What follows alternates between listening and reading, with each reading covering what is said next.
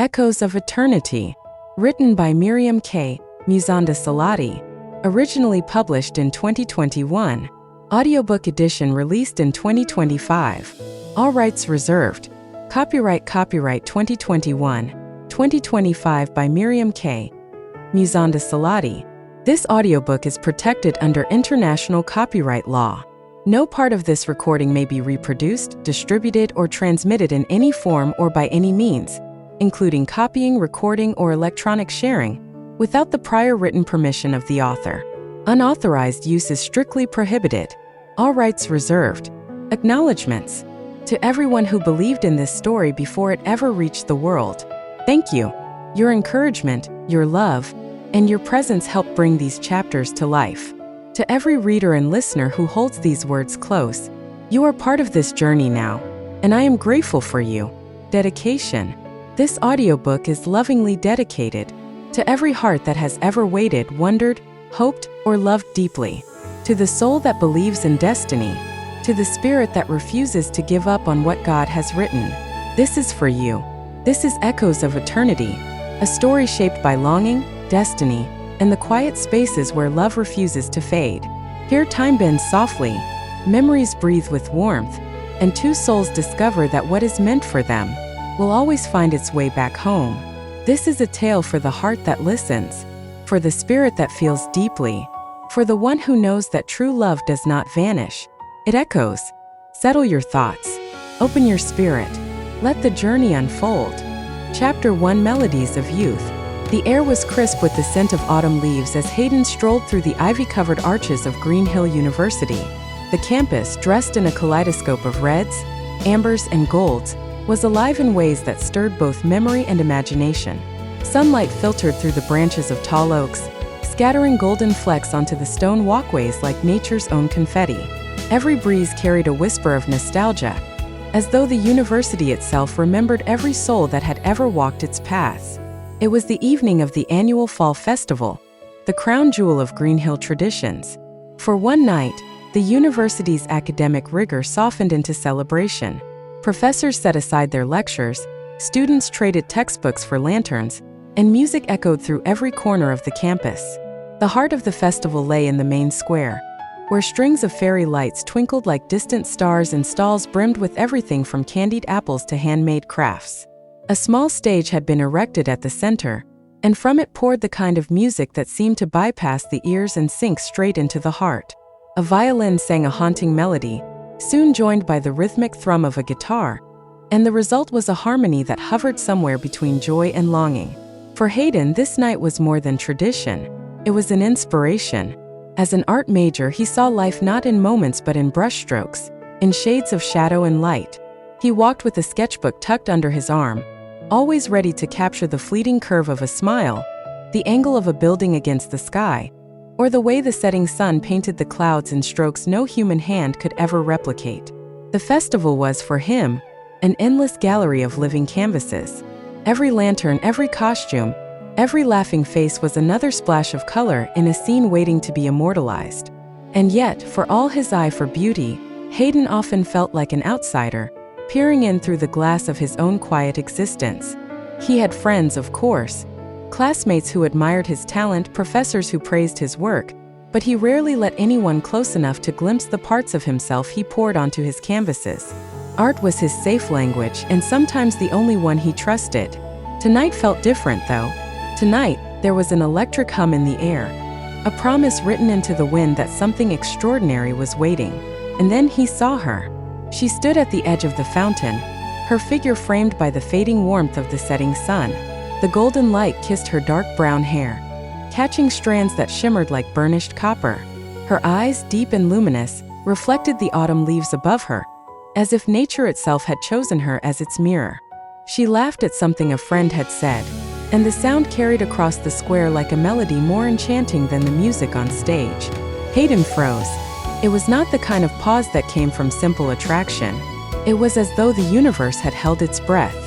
Around him, the chatter of the crowd dimmed, the violin softened, and the world seemed to narrow into a single undeniable truth. This moment had been waiting for him. Marissa. He didn't know her name yet, but somehow deep within it already belonged to him. Or perhaps he belonged to it. His pulse quickened. His palms grew damp against the leather cover of his sketchbook. He could almost feel the outlines of her being sketching themselves onto his heart, unbidden. She wasn't doing anything extraordinary, just smiling, tilting her head as she listened. But Hayden felt as though he were witnessing the unveiling of a masterpiece.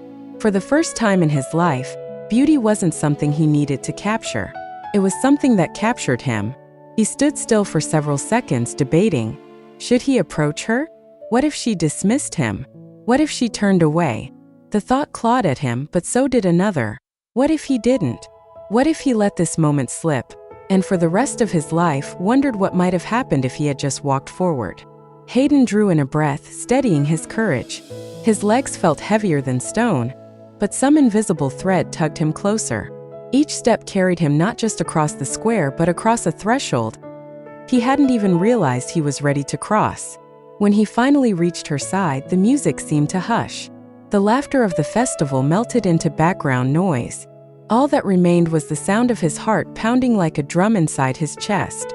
"Hi," he said, his voice nearly lost in the hum of the crowd. "I'm Hayden." She turned, and in that instant the world shifted. Her eyes met his, warm, curious, unguarded. A spark, faint yet undeniable, leapt between them. Her lips curved into a smile that didn't just reach her mouth but lit her entire face. "I'm Marissa," she replied. Her voice was soft, lilting like the brush of silk across skin. "Nice to meet you, Hayden." And just like that, the hollow space inside him, the one he had tried to fill with colors and canvases, stirred with life. Hayden's introduction hung in the air like a delicate note, waiting to be answered. Marissa's eyes lingered on him, studying his face for a beat longer than polite conversation required. Something about the earnestness in his expression made her soften instantly. She had met plenty of people at Greenhill, but this moment felt different, as though she were standing at the threshold of something she couldn't yet name. "It's beautiful tonight, isn't it?" she said, her gaze flicking toward the canopy of light strung across the square. "The festival always makes the campus feel magical." Hayden followed her glance. The fairy lights shimmered like stars caught between branches, and he thought of how inadequate words were to describe the way they framed her profile. "Still," he nodded, forcing himself to find his voice. "Yeah," he said, "but I think it's more magical right now." She tilted her head, a playful spark lighting her eyes. "Because of the music?" "Because of you," he replied, the words slipping out before he could stop them. Marissa laughed, the sound like wind chimes stirred by a gentle breeze. She wasn't the type to be easily swayed by flattery, but there was something in Hayden's tone that carried sincerity. It wasn't a rehearsed line. It was raw truth, simple and unpolished. For a moment they stood in silence, the world around them bustling and alive, but their small circle wrapped in a quiet intimacy. Hayden felt the itch of nerves in his chest, but he also sensed an opening, like the beginning strokes of a canvas he was desperate to fill. "Do you come to the festival every year?" he asked. "Yeah," Marissa said, nodding. "It's one of my favorite traditions. Music, art, food. All the little pieces of joy in one place. It reminds me to slow down and actually breathe." Her answer disarmed him. Most people would have shrugged, called it fun, or used the festival as a backdrop for selfies. But Marissa spoke with thought, with a kind of awareness that mirrored his own. He smiled. "That's exactly why I love it too. Life feels louder here, but not in the overwhelming way. More like the world is trying to show us something if we pay attention." Their eyes locked again, and for a flicker of a second, Hayden wondered if she felt it too, the sense that they were not simply meeting, but colliding with destiny. The music shifted on the stage, the band trading haunting violin for an upbeat folk song. Students clapped in rhythm, pulling one another into circles of spontaneous dancing.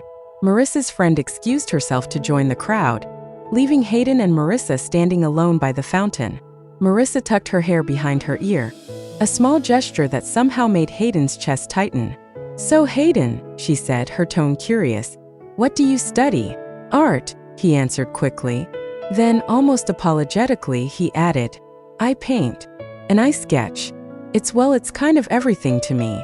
Her eyes brightened with genuine interest. "That's incredible. Art fascinates me.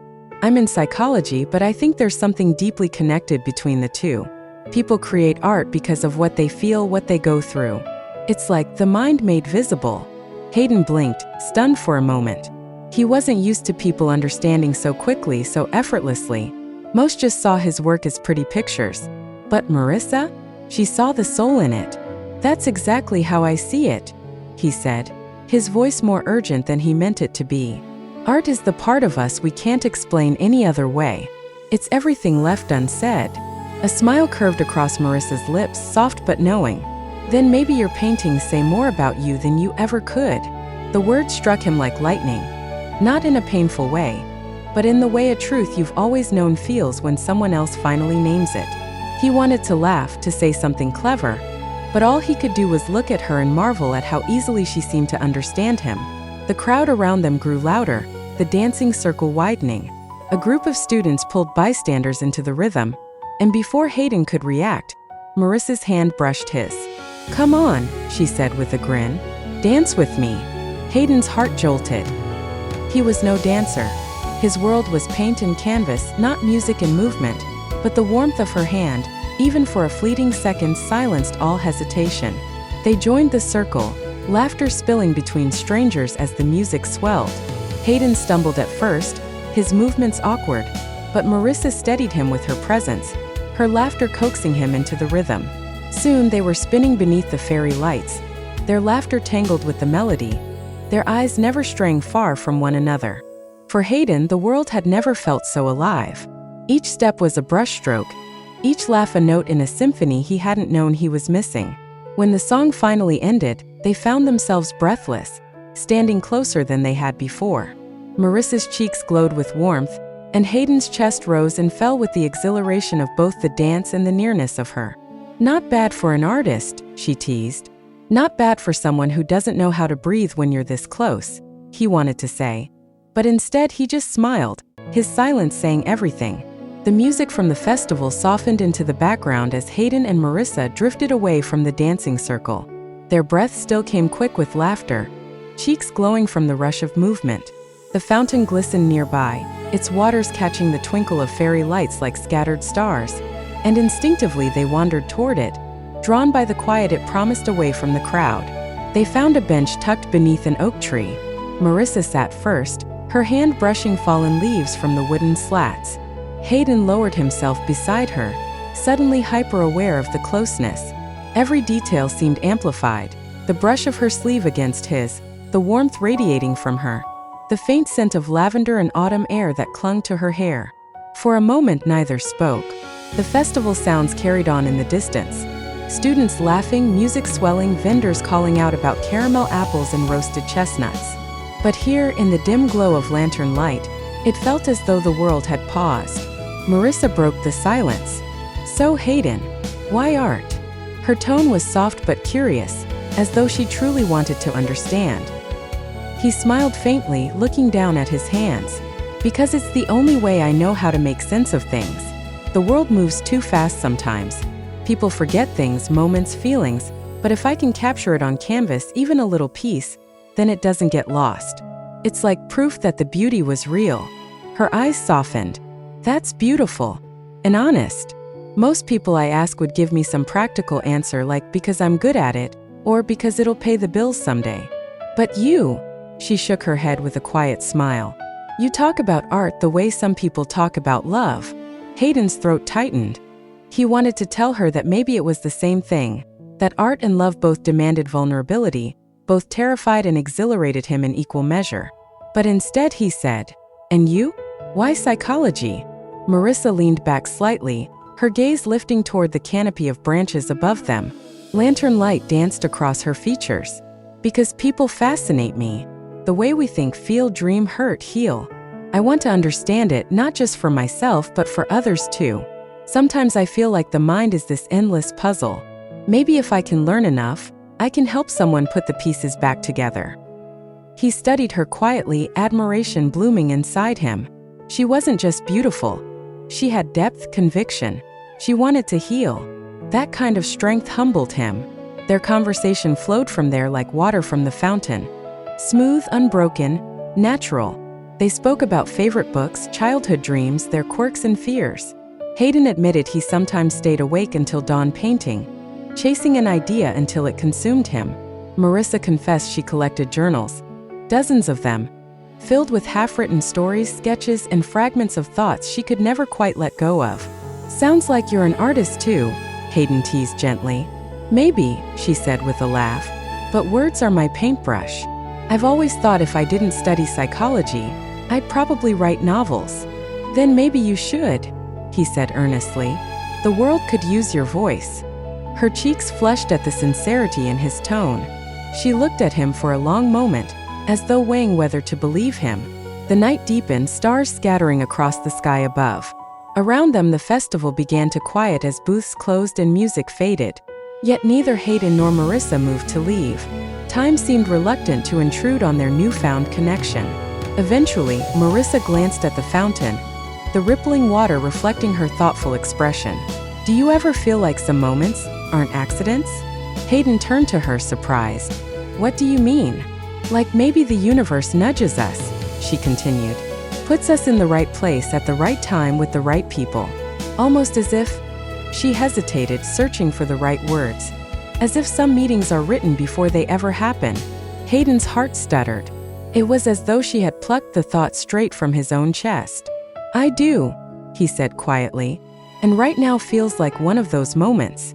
Marissa's gaze met his, and the air between them tightened with unspoken truth. Neither moved closer, but the space seemed charged, brimming with possibility. The night itself seemed to hold its breath. Finally, Marissa smiled softly, breaking the spell just enough. "I should probably get back. My roommate will wonder where I disappeared to." Hayden's chest ached at the thought of their time ending. But he nodded, rising to his feet. "Can I walk you back?" She hesitated, not out of reluctance, but as though savoring the weight of the offer. Then she nodded. "I'd like that." They walked together through the dimly lit campus, their steps slow, reluctant to reach the dorms too quickly. Conversation lingered between them, light but meaningful. Hayden found himself memorizing everything: the way her laugh rose softly in the night air, the way her hand brushed against her coat pocket, the way she seemed to illuminate even the shadows around her. When they reached her dorm, they paused at the steps. Neither wanted to break the fragile thread woven between them tonight. "Thank you," Marissa said softly. "For what?" "For this." She gestured vaguely to the night, the festival, the space between them. "For making the evening feel like more than just another festival." Hayden smiled, warmth flooding his chest. "Then thank you too, for letting me be part of it." They stood there a moment longer, eyes locked, silence settling into something intimate and unspoken. And though neither reached for the other, the promise hung in the air. This wasn't an ending. This was a beginning. Marissa finally stepped back, her hand resting briefly on the railing. "Good night, Hayden." "Good night, Marissa." As she disappeared inside, Hayden lingered on the steps, his heart pounding with a mix of awe and disbelief. The hollow space inside him no longer felt quite so empty. Something had begun tonight. Something fragile, something profound. He turned to leave, the crisp night air brushing against him like a benediction. The echoes of music still floated faintly across campus, but it was her laughter, her smile, her voice that replayed in his mind like the most unforgettable song. And deep down, Hayden knew this was only the first note in a symphony that had just begun. Chapter 2: Fading Autumn Leaves. The days that followed the festival carried the lingering sweetness of a melody that refused to fade. For Hayden, the memory of Marissa's laughter played on a loop in his mind, echoing louder than any music he had ever heard. He found himself sketching her face in the margins of his notebooks, painting her silhouette into the corners of canvases, as though she had already become part of his creative language. Marissa, too, felt the shift. The memory of their meeting returned in quiet moments, while she walked across campus beneath rustling trees, while she studied late in the library, while she tried to sleep and found her heart strangely restless. She told herself it was just a coincidence, just the thrill of a new connection. But in her chest, something whispered otherwise. The autumn leaves, once vibrant in their fiery hues, had begun to fade. Each day, more golden fragments carpeted the ground, crunching softly beneath the steps of students hurrying to class. The season was shifting, and with it, so were Hayden and Marissa, towards something they could not yet name. It was on a crisp afternoon that Hayden spotted her again in the library. The grand building smelled of parchment and polished wood, sunlight slanting in through tall windows to bathe the rows of shelves in soft gold. Marissa sat tucked in a corner, surrounded by open books, her brow furrowed in concentration. Hayden lingered at the entrance for a moment, nerves fluttering in his chest. He almost turned away, afraid of interrupting, afraid of looking foolish, but the pull was too strong. He moved toward her, his steps quiet on the carpet. When she finally looked up, surprise flickered in her eyes, quickly followed by warmth. "Hey," she said, her voice hushed for the library's silence but carrying the same brightness that had captivated him before. "Hey," he replied, a shy smile tugging at his lips. "I was hoping I'd run into you." Marissa's lips curved as she closed her book. "And here I thought the library was safe from chance encounters." Hayden chuckled softly, then braced himself. "Actually, I was wondering, would you like to grab a coffee? There's this little cafe off campus. Best pumpkin spice lattes you'll ever have. At least, that's what I keep telling myself." Her eyes lit with amusement, and something else, something softer. "Coffee sounds perfect." They left the library together, stepping into the brisk afternoon. The wind teased at Marissa's dark brown hair, sending loose strands dancing across her face. Hayden's fingers twitched with the impulse to tuck them back, but he kept his hands shoved in his pockets, his heart racing at even the thought. The cafe was nestled on a side street, its windows glowing with the promise of warmth. Inside, the scent of roasted beans and cinnamon wrapped around them like a blanket. Wooden tables were scattered with students, professors, and locals, all tucked into their own quiet corners of comfort.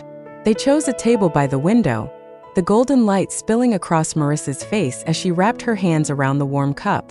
Hayden sat opposite, stealing glances at her when he thought she wasn't looking, though she noticed, and each time, her smile grew a little wider. Their conversation stretched far beyond coffee. They spoke of family, of dreams, of fears they had never voiced aloud to anyone else. Hayden told her about the first time he held a paintbrush, how the blank canvas both terrified and exhilarated him. Marissa shared how she had once thought of becoming a writer, until psychology had captured her heart with its mysteries. "You'd be a great writer," Hayden said. "You already speak like one. Everything you say feels like it should be written down somewhere." Her cheeks flushed, and she lowered her eyes to her latte. "You make it sound poetic." "I just try to be honest." "Honest is poetry," he said simply. For a moment, silence hung between them. Not awkward but full, like a page waiting for the next line. Hayden leaned forward slightly, his voice softer. "Marissa, I was wondering, would you like to go out with me sometime? Officially, I mean." Her eyes lifted to his surprise, flashing there, followed quickly by a smile that melted every ounce of doubt in him. "I'd like that, Hayden," she said. "I'd like that very much." Their first official date was set for the following weekend, but neither Hayden nor Marissa seemed capable of waiting. Over the next few days, they found excuses to see one another.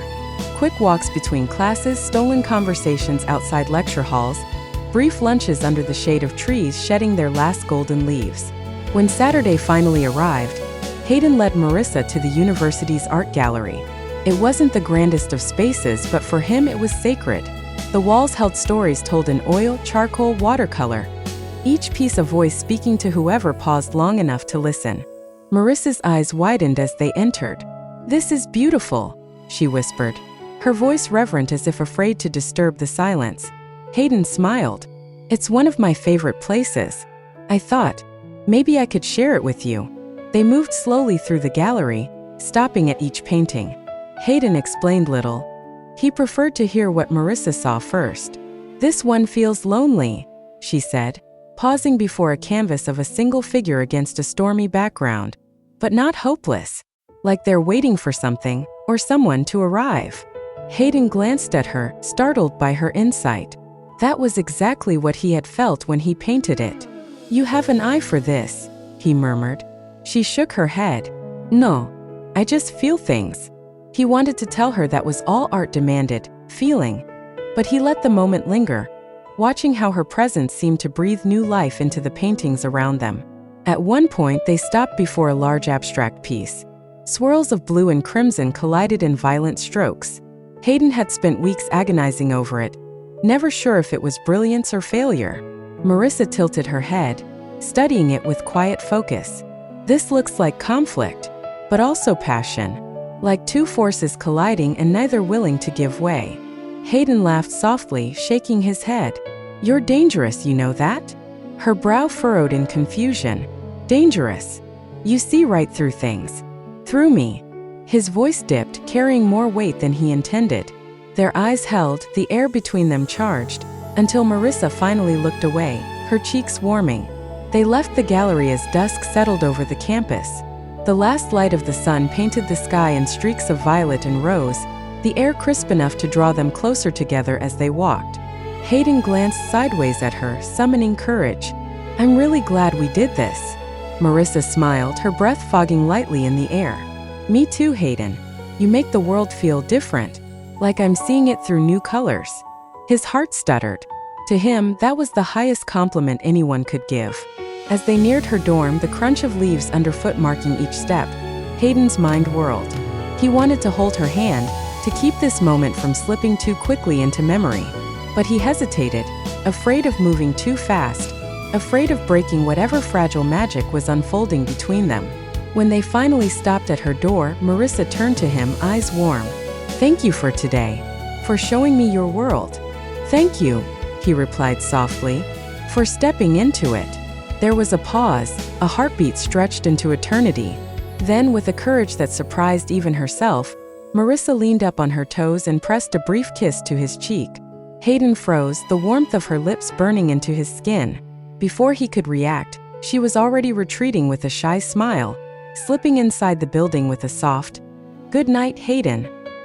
He stood there long after the door closed, his hand lifting to touch the place where her kiss still lingered. For Hayden, the night had rewritten everything.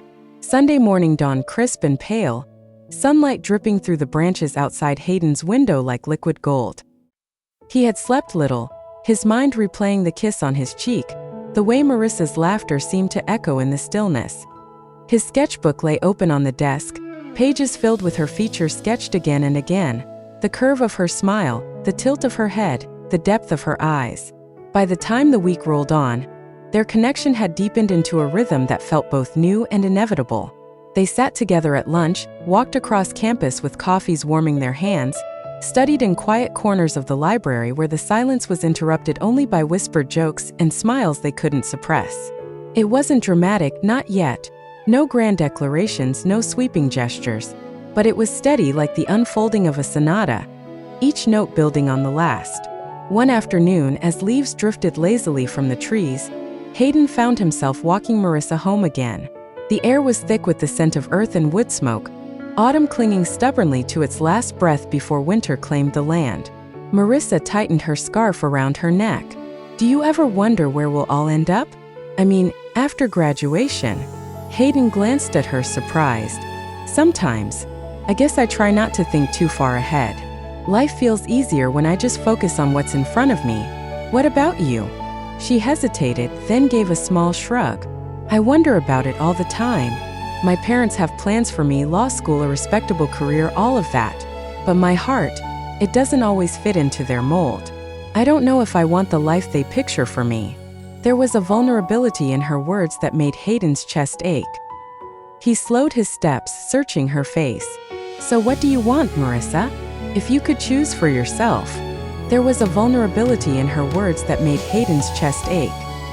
He slowed his steps, searching her face. So what do you want, Marissa? If you could choose for yourself. She was quiet for a long moment, leaves crunching beneath their feet. Then she said softly, I want freedom. To find beauty. To do work that matters not just to the world but to me. And maybe someone to share it with. Hayden's breath caught. He wanted to tell her he could be that someone. That he wanted to stand in her corner. To see the world through her eyes. To make every dream she whispered into something real. But the words stuck in his throat, too heavy with possibility. Instead, he said, then don't let anyone else write your story for you. You're the only one who can. Marissa looked at him, her eyes shimmering with something that felt like recognition, like he had spoken the very thing her soul had been waiting to hear. That evening, they stopped at the fountain again, the same one where they had first met. Students bustled around them, but the two of them seemed to stand outside of time. Hayden pulled a coin from his pocket and pressed it into her palm. "Make a wish," he said. She laughed, startled. "What if I don't believe in wishes?" "Then just hope out loud." She studied him for a moment, then closed her eyes and let the coin slip into the water. It landed with a quiet splash, ripples spreading outward until the reflection of lantern light fractured into 1,000 trembling stars. "What did you wish for?" Hayden asked. Marissa opened her eyes, a teasing smile tugging at her lips. "If I tell you, it won't come true." He grinned, though curiosity tugged at him. "Fair enough." Silence stretched between them, but it wasn't empty. It was full of what-ifs, of maybes, of 1,000 unsaid words. Finally, Marissa turned toward him, her voice soft. "Thank you, Hayden, for reminding me that sometimes life can be more than books and deadlines and expectations. Sometimes it can just be beautiful." His chest tightened. He wanted to reach for her hand, to close the small space between them, but he held back because he knew in his bones that there would be a right moment, and when it came it would mean everything. As they parted ways that night, the last of the autumn leaves skittered across the pavement, carried by the wind like scattered confetti. Hayden watched her go, the scarf around her neck trailing slightly as she disappeared into the dormitory light. He stood there a long time, his heart restless, his soul already painting her into the fabric of his life. And as the season slipped closer to winter, he realized something undeniable. Marissa wasn't just another fleeting figure in his story. She was becoming the story itself. Chapter 3. Canvases and Conversations. Summer didn't arrive at Greenhill all at once. It unfurled like a shy ribbon, threading itself through warm afternoons, longer evenings, and the gentle thrum of possibility that lives between semesters. By the time classes dwindled and the campus emptied of deadlines, Hayden and Marissa had fallen into a rhythm that felt as natural as breathing. Not a rush, not a blaze, something steadier, like a candle that refused to flicker even when the window was open. They were never far from one another's days. A text sent between lectures, "You'd love the light in the studio right now, it's the color of apricots." A voice note after midnight, "I found an article on memory consolidation. It sounds like the way your colors layer when they dry." They began keeping time in a different way. Not by the hands of the clock, but by the moments they shared. Coffee before the library. A walk that detoured 3 times because the sky wouldn't stop showing off. A quiet bench facing the lake, where dragonflies scribbled cursive on the surface, and their future felt like a sentence still being written. Hayden learned the shape of her laugh, the bright one, startled and quick, the softer one, reserved for small astonishments, like the way a spider silk glowed when the sun found it. He learned the way her brow pinched whenever she reached for the right word, and the way it released when she found it. He learned she loved mangoes but picked cranberries out of scones. He learned that music calmed her only if it had a piano somewhere in it. "A heartbeat you can hear," she'd said. Marissa learned the architecture of his silences. They weren't walls, they were rooms with good light. In those pauses he wasn't drifting away, he was noticing. Faint shadows along a window frame, the way condensation beaded into constellations on a glass, the resilience of a dandelion between paving stones. She learned he never claimed genius for a painting, even when a professor called his work arresting. She learned he didn't like to part with canvases. "They're not just pictures, they're time capsules," he'd say, half apologetic. They developed rituals, those gentle agreements that knit 2 lives together without ceremony. She brought him tea when his hands were stained with ultramarine, holding the mug to his mouth because she didn't want him to put the brush down. He proofread her papers for cadence, circling sentences and writing "this breathes" in the margins. He left sketches in her mailbox, 10-second gestures of people on benches or birds in motion, signed with a tiny H tucked into a corner. She tucked quotations into his backpack, the kind that looked simple until they didn't. Attention is the rarest and purest form of generosity. Simone Weil. There were long afternoons in the studio when Marissa perched on a stool, her knees tucked to her chest, while Hayden worked. Paint spoke in its own tempo. Layers, patience, waiting for what could not be rushed. They talked in that liminal space about her cognitive psych seminar and why memory sometimes feels truer than fact, about the first time he saw a Turner in person and cried before he knew he was crying. Sometimes they didn't talk at all. It was a language anyway. "Do you ever worry you'll run out?" she asked once, chin on her forearms, watching the brush glide. "Of paint. Of newness." He considered brush hovering. "Not if I keep looking. The world keeps giving. My only job is to keep saying yes." She smiled, eyes warming. "That's a very you answer. And yours." "I don't think we run out," she said. "I think we will stop listening. The mind repeats what we rehearse. If we rehearse our attention, life stays loud." He set the brush down and looked at her as though she'd nudged the universe 2 degrees. "Will you write that down? I want to remember it exactly." Evenings became chapters. They ordered takeaway and ate on the studio floor because the table had been annexed by a canvas the size of a door. He read her Rilke. She read him Mary Oliver. Sometimes they swapped roles. He chose the poem, she chose the painting that paired with it. As a private museum hung in the air between them, they spoke of love carefully, as if the word were a bird that might spook, but they didn't avoid it. They let it find its level, the way a river does. When exams crept up, they made the library a geography of small mercies. She brought noise-canceling headphones for him because graphite scratching on paper irritated his concentration. He learned which corner desk near the north window made her feel safest. They rewarded study hours with tiny adventures, a detour to the greenhouse where humidity fogged his glasses, a 2 a.m. mission to hunt for vending machines that sold the good chocolate, 10 minutes lying on the amphitheater stage while naming constellations badly and with confidence. And the phone calls, those nights when their schedules refused to align, and technology became the thread. They talked until the battery reddened into warning. They talked until dawn was a rumor against the blinds. Some calls were laughter stacked upon laughter. Others were quiet, their breath proof enough of closeness. Once, during a thunderstorm that found the campus like a drum, she admitted she was afraid of becoming what other people wanted. "What do you want to become?" he asked, voice rough with sleep. "Honest," she whispered, and lightning turned her room silver for a heartbeat. "And brave." "You already are," he said, meaning it the way paint means pigment. They discovered the July coincidence almost by accident, 2 birthdays within days of each other. It felt like the universe was showing off. She baked a cake far too ambitious for the dorm oven, and he pretended not to notice the slightly charred edges because the frosting was a poem. He painted her a small canvas no larger than a hardback book. A lake at dawn, the surface unbroken except for one skimming swallow. She stared at it for a long time, fingertips almost touching the horizon line. "What's the title?" she asked. He shook his head. "It doesn't have one. All good things are named." "You name it," he said. "It's a gift. Your language belongs on it." She wrote a single word on the back in a script he would later memorize, beginning. Her present to him was a notebook, linen-bound and the color of fresh moss. Inside the front cover she wrote, "For your unspoken sentences. For the paintings that haven't been painted yet. For what you don't want to forget."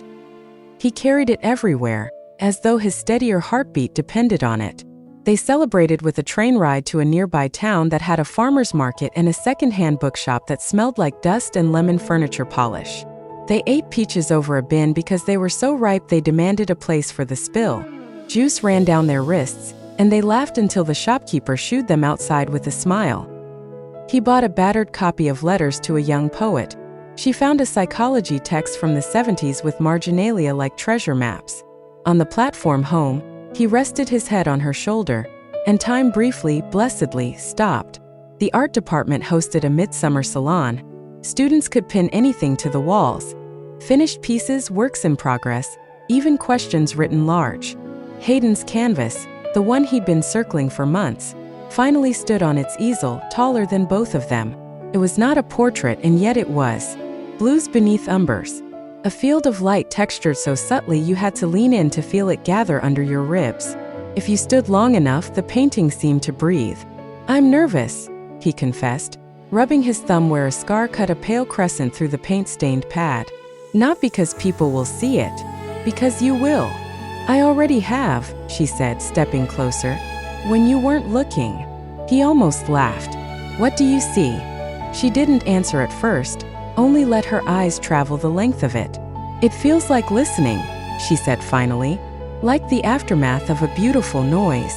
Not silence, something alive that lingers when the sound is gone. It's the moment after the truth. He swallowed. That's the closest anyone's come. She reached for his hand, not shy, not performative, simply sure. He didn't realize how cold his fingers had been until hers warmed them. For a handful of seconds, everything extraneous fell away. The angular chatter of critique, the clink of glasses, the hum of fluorescent lights. The painting was held. So did they. Later, when the crowd thinned, a professor approached Hayden with a careful, measured expression, the look of someone deciding where to place a new fact in a well-ordered mind. "You're ready," she said. "There's a residency in the autumn abroad. It's competitive, but your portfolio can hold the weight. It will sharpen you." Her eyes flicked to Marissa, then back. "Think about it." The word abroad found the room like a distant bell. Pleasant, important, not yet urgent. Hayden blinked as if woken gently. He nodded, thanked her, and tucked the information away like a note he'd read later, when the lights were softer. He didn't tell Marissa right away. Not because he meant to hide anything. Because he needed to find the right shelf for the possibility, the right sentence to place around it.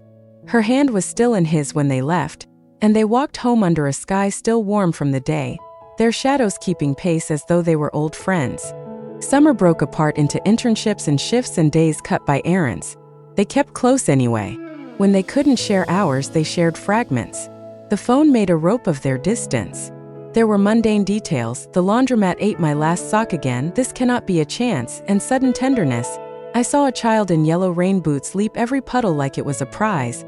I thought of the way you run downstairs, 3 steps at a time. Some nights they let the line fill with quiet while they worked. Her annotating journal articles with a set of pens and colors that meant things. Him mixing paint so carefully the palette looked like weather. Once, while she was doing a study about how practice changes the brain, she said, "You know the phrase neurons that fire together wire together? I think about it with people sometimes. How our repeated moments become pathways. The more we meet there, the easier it is to find." "And what's our pathway?" he asked. "Here," she said, tapping the phone against her cheek so he could hear the soft sound. "And also there," she added, a smile in her voice, "where paint dries slow." He wrote it down in the moss green notebook. Our pathway equals here plus where paint dries slowly. On an evening when the air tasted like rain that couldn't commit, they walked the perimeter of the campus lake. Geese pretended ownership. Willow branches combed the water. Marissa skipped stones badly and with glee. Hayden finally showed her the right angle, the right flick. On her 3rd try, the stone danced 4 times. She threw her hands up as if the sky had scored her. They sat on the dock, legs dangling, shoes barely missing the surface. A band from the music department rehearsed somewhere nearby. The saxophone kept apologizing and then forgiving itself. The light softened until the lake silvered. "Do you think it's possible," Marissa said, eyes on the far shore, "to love more than once in a lifetime with the same firstness?" He considered.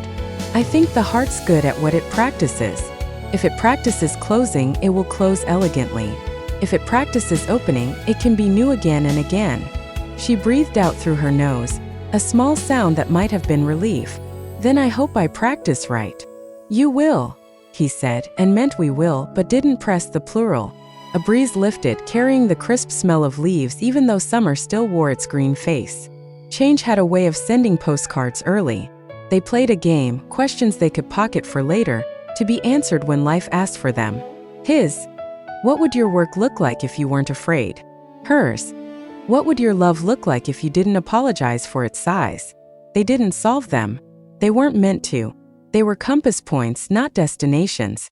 By the time autumn's first cool breath slid across campus again, they had mapped a private country between them. It had shorelines and shortcuts and a particular bench under a particular oak that was, unverifiably, theirs. If you'd asked either of them to define what they were, they'd likely have stumbled trying to find a word that held the quietness and the intensity and the everydayness. Together might have sufficed. On a Sunday that looked like a painting of a Sunday, with church bells somewhere far enough to be hopeful, Hayden carried a new canvas into the studio. Not large, not small, precisely the size of a confession. He'd been sketching a study for weeks, 2 figures side by side, not looking at one another, but drawn by a gravity that made their shadows touch. The background was not a place but a mood. Those first minutes after blue hour when the world forgets its edges. Marissa arrived with a bag of clementines and a grin that made the room change its mind about everything. She peeled one for him, her fingers bright with citrus oil. "What will this one be?" she asked, nodding at the canvas. He thought and then didn't. "The sound of your name when I say it in my head." She was quiet for a beat, then put the clementine segment to his mouth, and when he bit, the burst of sweetness hit like an answer. They worked there, parallel and companionable, until the sun slid low. She drafted an abstract for a paper on attention. He layered light where there wasn't any yet.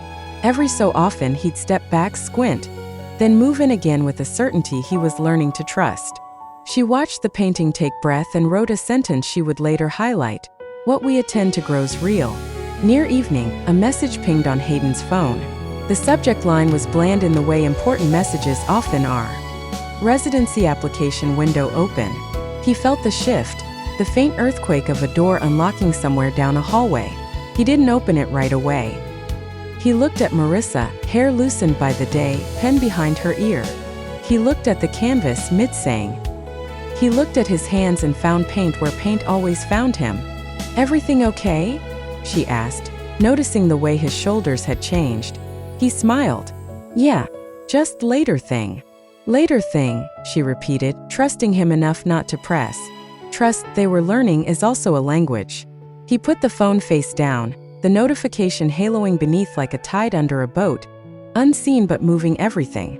When they left the studio, dusk had spooled itself around the trees. They stood at the threshold, reluctant to break the spell of a day well lived. "Walk me home?" she asked. "Always," he said, surprised by how true the word felt in his mouth. They passed the fountain where they'd first met, where coins slept with wishes attached. Marissa paused, then reached into her pocket and fished out a copper circle. "Another," Hayden teased. "Your last one didn't work?" "Oh, it worked," she said, eyes catching the last of the light. "That's why I'm hedging my bets." She tossed the coin, and for a moment it held the sky. They didn't know it yet, couldn't know it yet, but the shape of what they were building would be asked to hold more than ordinary days.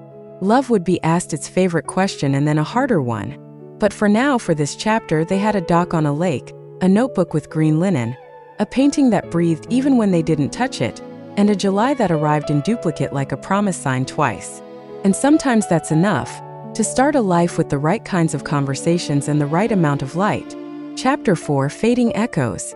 The letter arrived dressed as an email, polite subject line, ordinary font, the kind of message that shouldn't be able to rearrange a life. Hayden read it once, then again, each pass making the room feel smaller. The residency was real. The portfolio review had not only gone well, it had opened a door he'd been pressing his shoulder against for years. 6 months. Abroad. A studio with Northlight and mentors whose names had lived on his syllabi like constellations. He should have hooped, should have thrown his hands up the way he did when paint finally found the color it had been missing. Instead, his first thought was of Marissa. He closed the laptop and stared at the blank canvas propped in the corner, the one he'd titled. Only in his head the afterwards. The air in the studio tasted faintly of linseed and citrus. Outside, the season was tilting. Summer's lushness had thinned into the first crispness of fall. He swallowed. Sentences crowded his ribs, and none of them were right. He texted her. "Can you meet me at our bench?" Her reply came almost immediately, 5 minutes. "Do I need snacks?" He smiled, grief-soft, at the way she was already comforting a future she didn't yet know. They met beneath the oak that had learned their names. The campus was a postcard of early autumn, maples surrendering their edges to ember, the lake holding sky like a polished coin. Marissa arrived in a cinnamon-colored sweater and hope. She took one look at his face and slid closer on the bench until their shoulders touched. "What happened?" she asked gently. He told her. He said the words that should have sounded like victory, and listened to how they changed shape as they moved through the air between them. Her eyes brightened at first, pride, love, that immediate lightning, of course they chose you, and then softened, then shadowed as the distance inside the sentence uncoiled. "How long?" she asked. 6 months, he said. "Maybe 8 if the extension comes through." "And where?" He gave the city a name that tasted like salt and light. She drew in a breath as if the world had turned cold too quickly. When would you leave? 6 weeks. Silence opened, not empty, but crowded with everything neither of them wanted to say. Hayden, she began, blinking hard. It's everything you've worked for. He reached for her hand as if he were steadying himself. It's not everything, he said. Don't, she whispered, and the word gentled. Don't choose between them yet. Let the truth be big before we try to make it small. They sat like that with the oak guarding the quiet, the bench holding their weight, the season listening. Finally, she said, promise me one thing. Anything. Let's tell the truth all the way through. No brave faces that are really masks. No pretending this won't hurt. We're better than that. We are, he said, and meant it like an oath. They rehearsed endings and beginnings in the weeks that followed, and sometimes they didn't know which was which. They made lists side by side at her kitchen table. Visas, immunizations, storage, the ridiculous detail of who would adopt his spider plant that refused to die. Between bullet points, they spoke the larger fears aloud, the ones that preferred corners. What if time stretches love too thin? What if the version we become won't fit the version we were? They calibrated a new kind of attention. Colors got brighter. Coffee tasted like a memory they were making on purpose. The walk from the studio to the lake became a pilgrimage. He painted faster, slower, truer, holding close and letting go in alternating strokes. She wrote more, the pages of her journals turning into small towns of thought. They kissed as if the calendar were a narrowing corridor and still found ways not to rush. One evening at the gallery, they stood before the afterwards. It had found itself somehow and was no longer waiting. The field of light had bloomed into a quiet that hummed. Marissa slipped her arm around his waist and leaned her head on his shoulder. What is it now? She asked softly. Us, he said. Even when we aren't in the same room. She nodded without moving. Hold me like you're holding that. He did.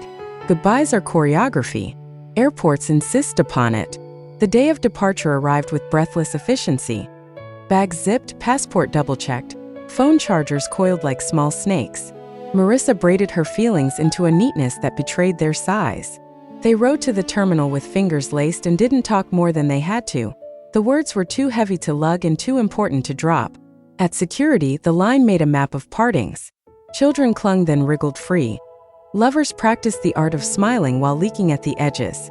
Hayden set his bag on the conveyor belt and turned back to her.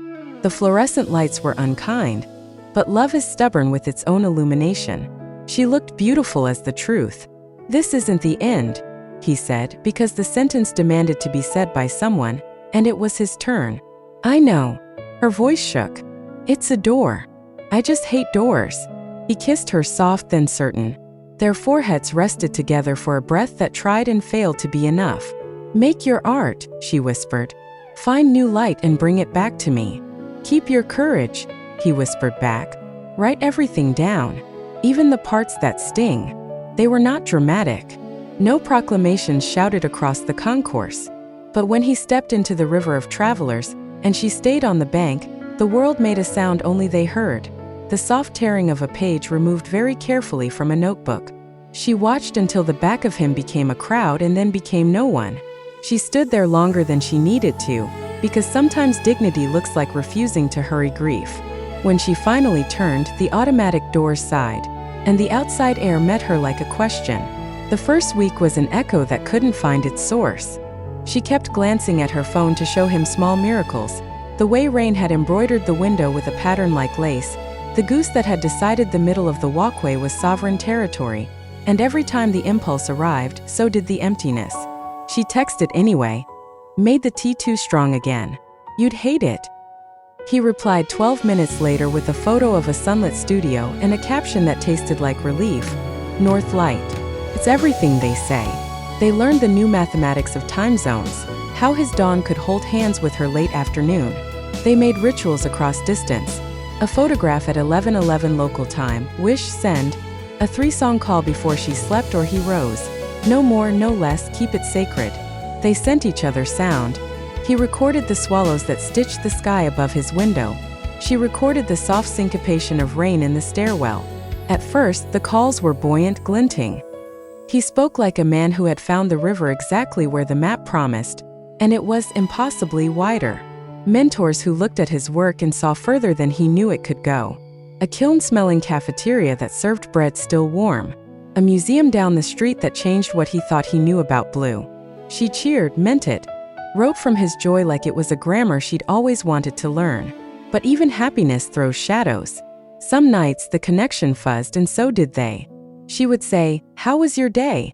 And he would offer a highlight reel and tuck the loneliness behind it. He would ask, "How are you sleeping?" And she would confess to waking at 3:17 with the shape of him heavy beside an absence and then laugh so he wouldn't have to carry it. By week 4, their sentences developed carefulness. Not caution, but the kind of care you use with heirlooms. The phone became both a lifeline and a mirror. They could see each other, they could also see the distance. "Tell me something true," she said one night, turning her lamp off so he wouldn't notice the tiredness under her eyes.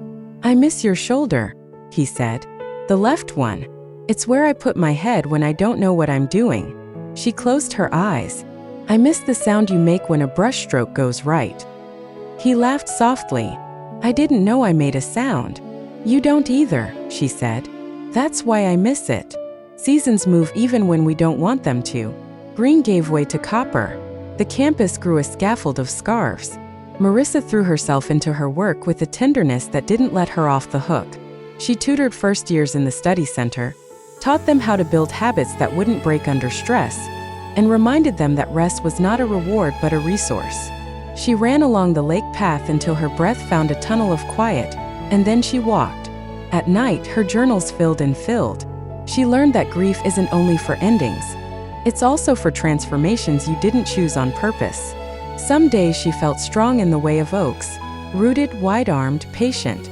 Some days she felt like a leaf spared by the wind only because it hadn't noticed her yet. She didn't hide from him either day, even when he hid his own roughness from her, because he wanted to be her easy place. Once, when the call connected and his voice arrived with a fatigue he hadn't disguised fast enough, she asked, "What did you eat today?" "Coffee," he said sheepishly. "A baguette tried to be lunch." She didn't scold. "Go make an omelette while I read you this paragraph. It deserves eggs." He cooked with the phone leaning against a jar of brushes. She read about working memory and attention, the gap between what we think we're doing and what we're actually doing, then said, "Your brain is not a mule. Don't load it and beat it and expect it to love you." "Fine," he said around a smile she could hear. "I'll be kinder. Starting now." "Starting now," she echoed, and for the first time in days her chest loosened. And yet, there were nights the phone became a metronome ticking the space between them. She would hang up and press her face into the pillow, and the room would hold its breath with her. He would end the call and stand in the studio with so much light and not enough warmth, and remind himself that generosity has to include the self or it hollows out. They learned to say, "I'm not okay tonight," and let that be an invitation instead of a problem to solve. They learned to end calls before unraveling. They learned that love sometimes looks like leaving the silence alone until it tells you what it needs. In late November, the residency offered Hayden the extension, 2 months more, a mentorship that would not come again soon. He read the email 3 times and then set his phone down as if it were hot. When he called, his voice already carried the shape of the yes he hadn't spoken. "Take it," Marissa said before he asked. "Please. I won't be the reason you don't." He winced. "You could never be the reason I don't. But you're always a reason I do." "Then do," she said, the word steady and brave and privately devastating. Afterwards, she put the phone face down and let herself fold the way paper does when it's meant to be a crane and must first accept the creases. Winter pressed its palm against the windows. Snow found the ledges and stayed. The days shortened into small cups you had to sip slowly or they'd be gone. Their lives, perfect on 2 separate graphs, kept failing to intersect. The calls continued, faithful as liturgy. But sometimes, after she pressed end, the sound of her apartment heater ticking, the upstairs neighbor practicing minor scales, the refrigerator's intermittent sigh grew louder than a crowd. Sometimes, after he put the phone down, the studio's light went from holy to interrogating. Depression doesn't always arrive in a storm. Sometimes it drifts in like fog, and by the time you notice it, your landmarks have already blurred. Marissa had names for it, frameworks she could lean on, tools she pressed into other palms each week at the tutoring center. Knowing the map did not mean she could teleport to the shore. She didn't hide. "It's heavy," she told him one night, fingers tucked into the sleeves of a sweater that smelled like him because she hadn't washed it yet. "Not all the time. Enough of the time." He closed his eyes. "I'm sorry."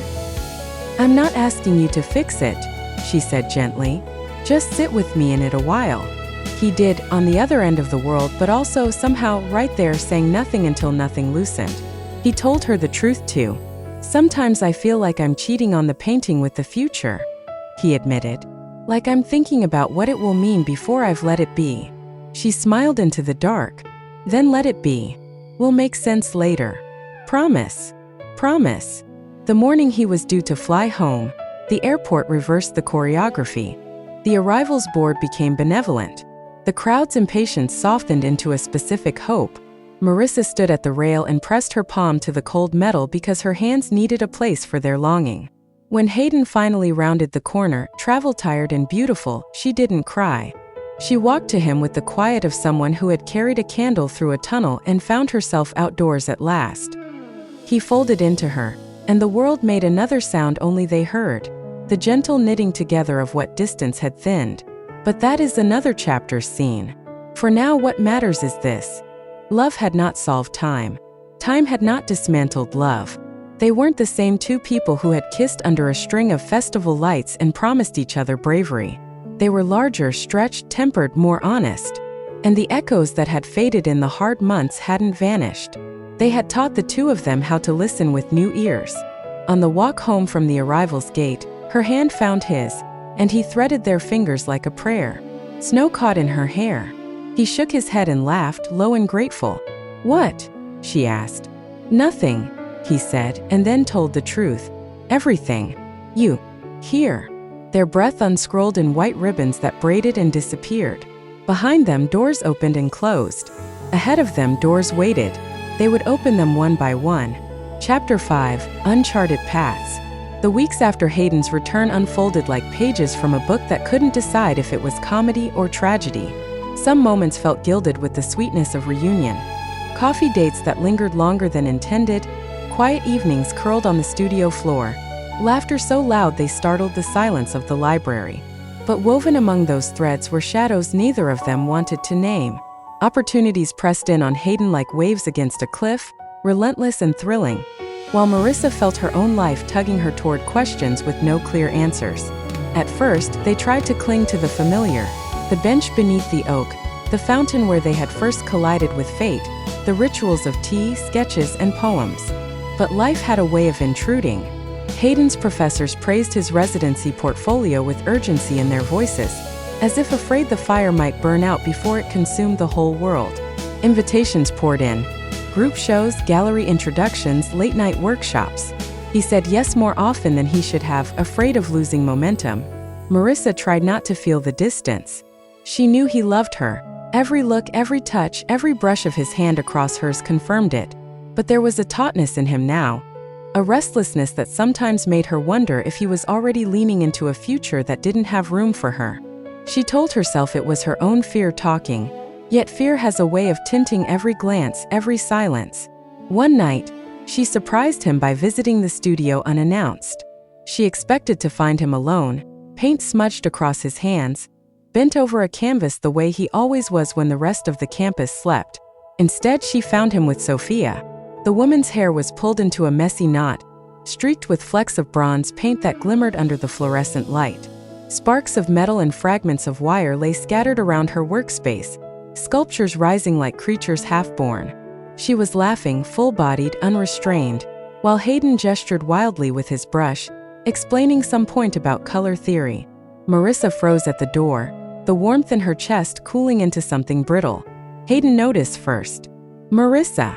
His face broke into a grin, genuine, unguarded. He crossed the room quickly, pressing a paint-smeared kiss to her temple. "I didn't know you were coming. Sophia, this is Marissa." "Marissa, Sophia."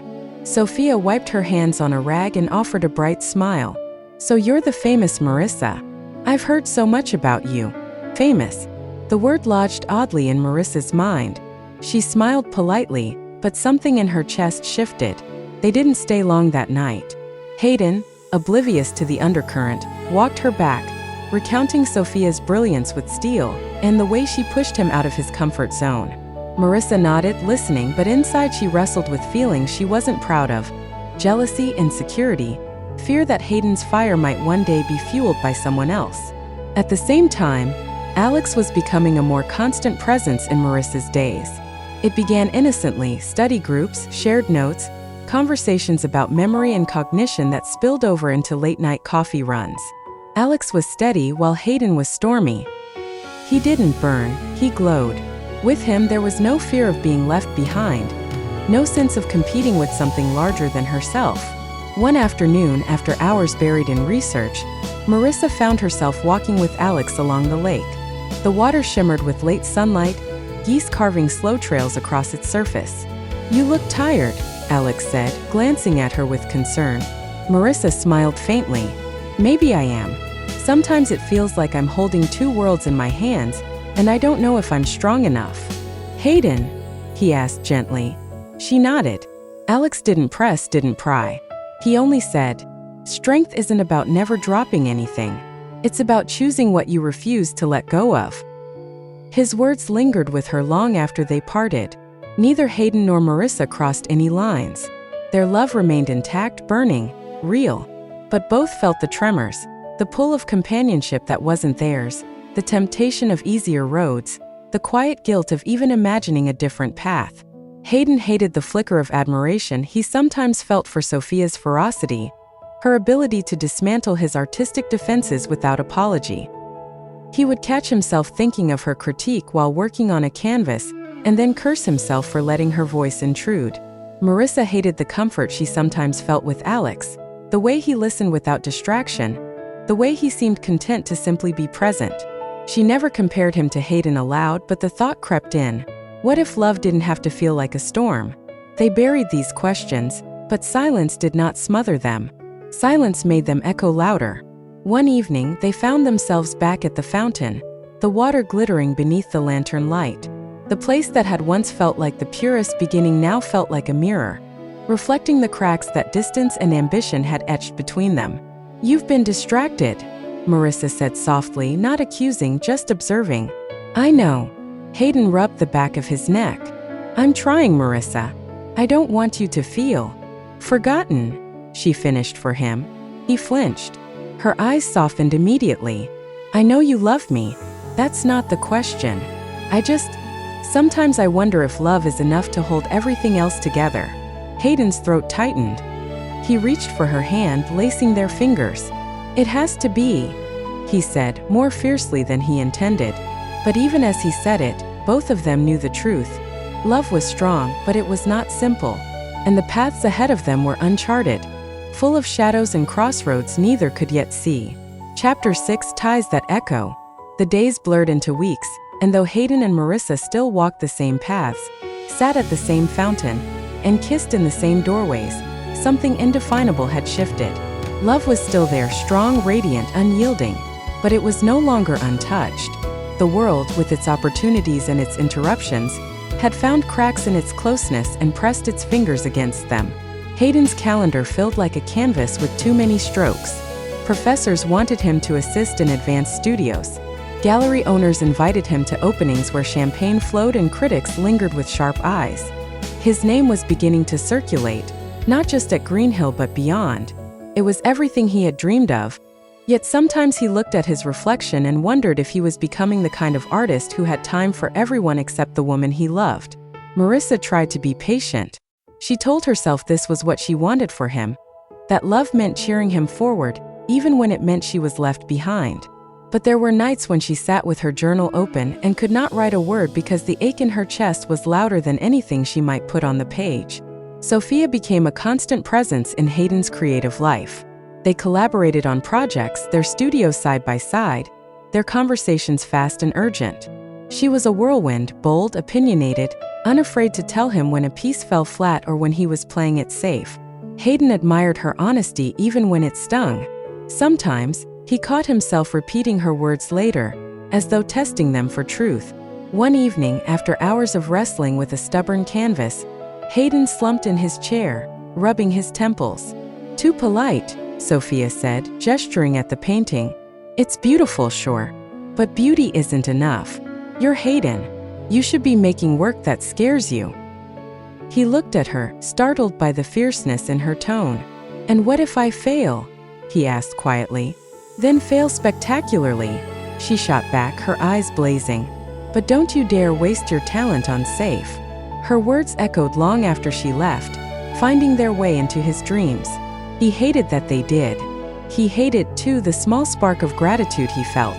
Marissa, meanwhile, found herself spending more time with Alex. He had a way of noticing when she was unraveling even before she admitted it to herself. When she snapped her pen in frustration over a particularly dense article, Alex wordlessly slid a new one across the table. When she grew restless in the library, he suggested a walk, no questions asked. One evening, as they strolled beneath the glow of campus lanterns, Alex said, "You carry so much, Marissa. It's like you think the world will fall apart if you let go for even a second." She laughed softly. "Maybe it will." "It won't," he said, his voice steady. "And even if it did, maybe that's not your job. Maybe your job is just to be." The simplicity of his words struck her more deeply than she expected. Despite these new orbits, Hayden and Marissa clung to each other. Their love had weathered distance before. Surely it could weather distraction now. They carved out time, late-night walks, quick lunches, phone calls between classes. Each moment felt precious but also fragile, like glass stretched too thin. One night, sitting at their bench beneath the oak, Marissa asked, "Do you ever feel like we're slipping?" Hayden's chest tightened. "Sometimes, but we always find our way back." "What if one day we don't?" she whispered. He reached for her hand, gripping it tightly. "Then I'll keep searching until I do. 'Cause you're it, Marissa. No matter what else happens, you're it." She wanted to believe him. She almost did. The semester wore on. Hayden's name was attached to more shows, more deadlines. Marissa was offered an internship at a research lab that would demand long hours of her own. Their conversations, once endless, began to shrink. They filled the gaps with reassurances, with "I love yous" whispered into phones and scribbled on napkins. But both felt the weight of what they weren't saying. And yet, for all the strain, their bond refused to snap. It bent, it groaned, but it held. Because underneath the noise, the echo of who they were, the girl with the laughter like music, the boy with the paint-smeared hands, remained. It was at the fountain again that the question finally rose. Marissa stared at the rippling water, her voice barely audible. "Hayden, what if love isn't enough?" The words cut through the night like glass shattering. He turned to her, eyes wide, throat dry.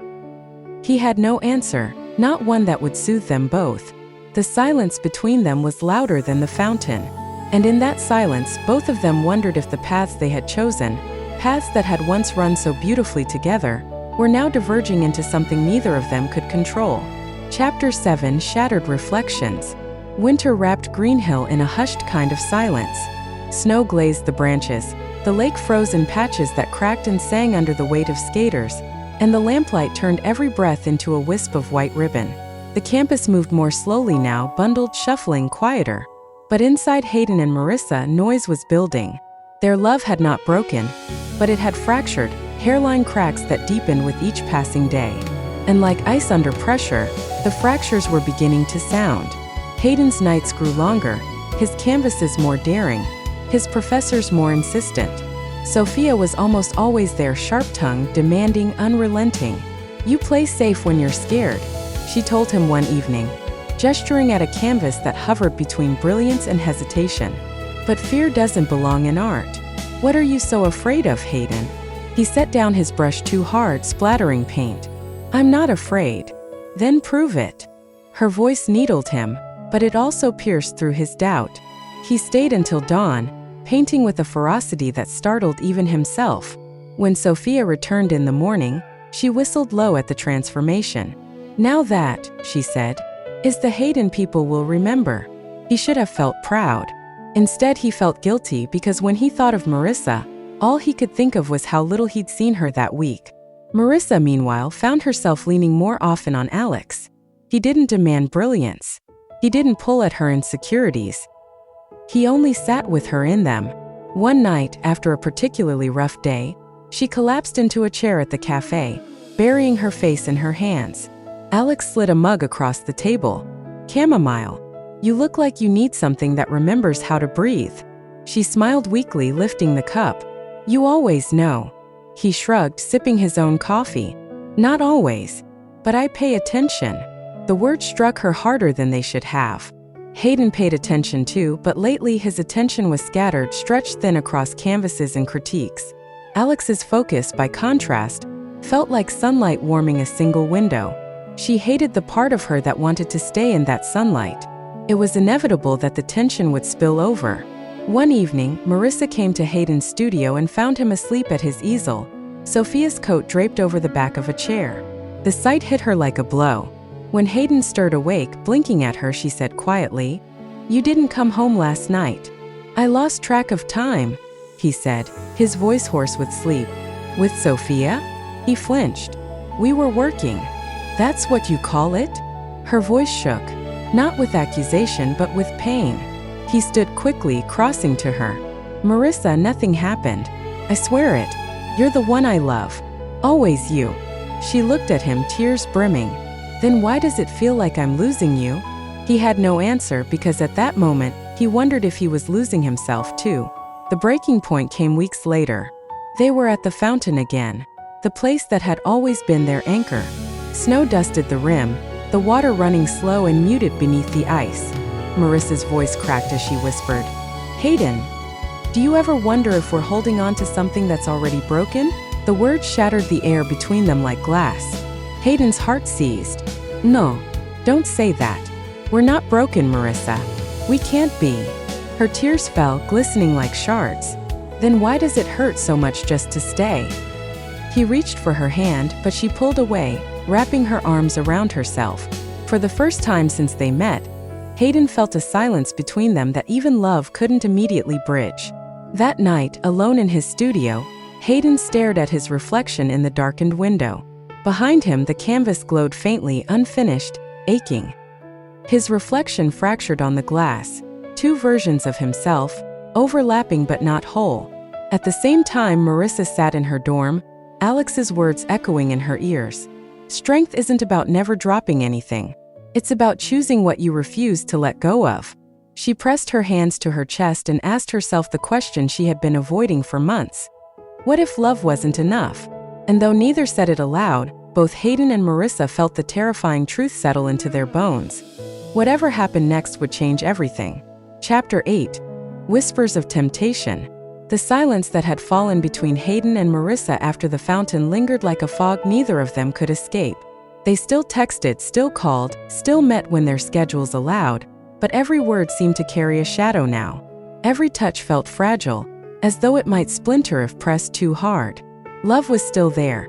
It pulsed in their veins, burned in their eyes, ached in their hearts. But alongside it came something new, doubt. And doubt, once invited, has a way of speaking louder than truth. In the studio, Hayden worked with a ferocity that frightened him. He poured himself into his canvases until his body ached, as though painting harder could drown out the echo of Marissa's words. What if we're holding on to something that's already broken? Sophia was there more often than not. She pushed him, challenged him, refused to let him hide in safety. "You're painting with fear again," she told him one night, watching as he hesitated with his brush. "Don't think. Feel. Show me the Hayden who paints like the world is on fire." Frustration boiled in him. "Not everything has to burn, Sophia." "Maybe not," she said softly, stepping closer, her eyes catching his. "But maybe you do." Her words sent a jolt through him. For a heartbeat, the air between them changed. He stepped back quickly, guilt flashing hot across his chest. Sophia only smirked, returning to her sculpture. "Someday you'll stop running from yourself." But Hayden knew it wasn't himself he was running from. It was the temptation of someone who wasn't Marissa. Marissa found solace in the quiet steadiness of Alex. He never pressed, never pried. He only offered presence, and sometimes that was enough. One evening, she broke down in the library, overwhelmed by coursework and the heaviness of her heart. Alex closed her books gently, guiding her outside into the cool night air. "Breathe," he said simply. You don't have to carry everything at once." She let the tears fall then, not caring who saw. Alex wrapped his coat around her shoulders, standing close but not too close. His restraint made her ache all the more. "You deserve peace, Marissa," he said softly. "Don't forget that." For a fleeting moment, she wondered what it would feel like to lean fully into him, to let herself be carried instead of always carrying. The thought terrified her. Hayden and Marissa tried to hold on. They clung to rituals, the bench, the fountain, hurried lunches, late-night calls. But each moment was tinged with the awareness of how much they were both withholding. One night, as they sat in Hayden's studio surrounded by the smell of paint and metal, Marissa whispered, "I miss us." He dropped his brush, pulling her into his arms. "We're still us," he said fiercely. But even as he said it, both of them felt the truth pressing in. They were and they weren't. The breaking point came slowly like water carving stone. Sophia's presence grew sharper. She teased Hayden, provoked him, challenged him until his heart pounded with adrenaline that felt too much like desire. He told himself it was only art. He told himself Marissa was his anchor. But anchors too can feel heavy. Marissa, meanwhile, found herself meeting Alex more often. Study sessions blurred into conversations about life, about love, about the possibility of futures that didn't demand so much breaking. She told herself it was friendship. She told herself Hayden was her forever. But forever felt distant, and Alex was right there. It was late one night when the threads finally twisted. Hayden stood in his studio, staring at a canvas half-finished, his hands trembling. Sophia stood behind him, close enough that he could feel the heat of her breath. "You're brilliant, Hayden," she murmured. "And you deserve someone who sees it without asking you to be less." At the same time, Marissa sat with Alex at the cafe, her head resting against the window. "Sometimes," she whispered, "I'm so tired of being strong." Alex's hand brushed hers, hesitant, questioning, electric. Both Hayden and Marissa froze in different places, different moments, hearts hammering, choices teetering on the edge. And as the night deepened, the same question echoed in both of their souls. What if temptation wins? Chapter 9, Fragile Vows. Snow blanketed Green Hill like a fresh canvas, white and untouchable. The air carried the sharpness of winter, each breath crisp enough to sting. Students hurried between buildings with scarves pulled high, their laughter puffing into clouds that vanished as quickly as they appeared. The campus looked serene, but inside Hayden and Marissa, storms churned. Their love had not broken, not yet, but it trembled like glass on the verge of a crack. Every word, every glance, every silence waited with what they weren't saying. In his studio, Hayden painted furiously, his strokes wild and unrestrained. He tried to drown out the memory of Sophia's words. "You deserve someone who sees you without asking you to be less." It wasn't betrayal, not yet, but it was close enough to make his stomach twist with shame.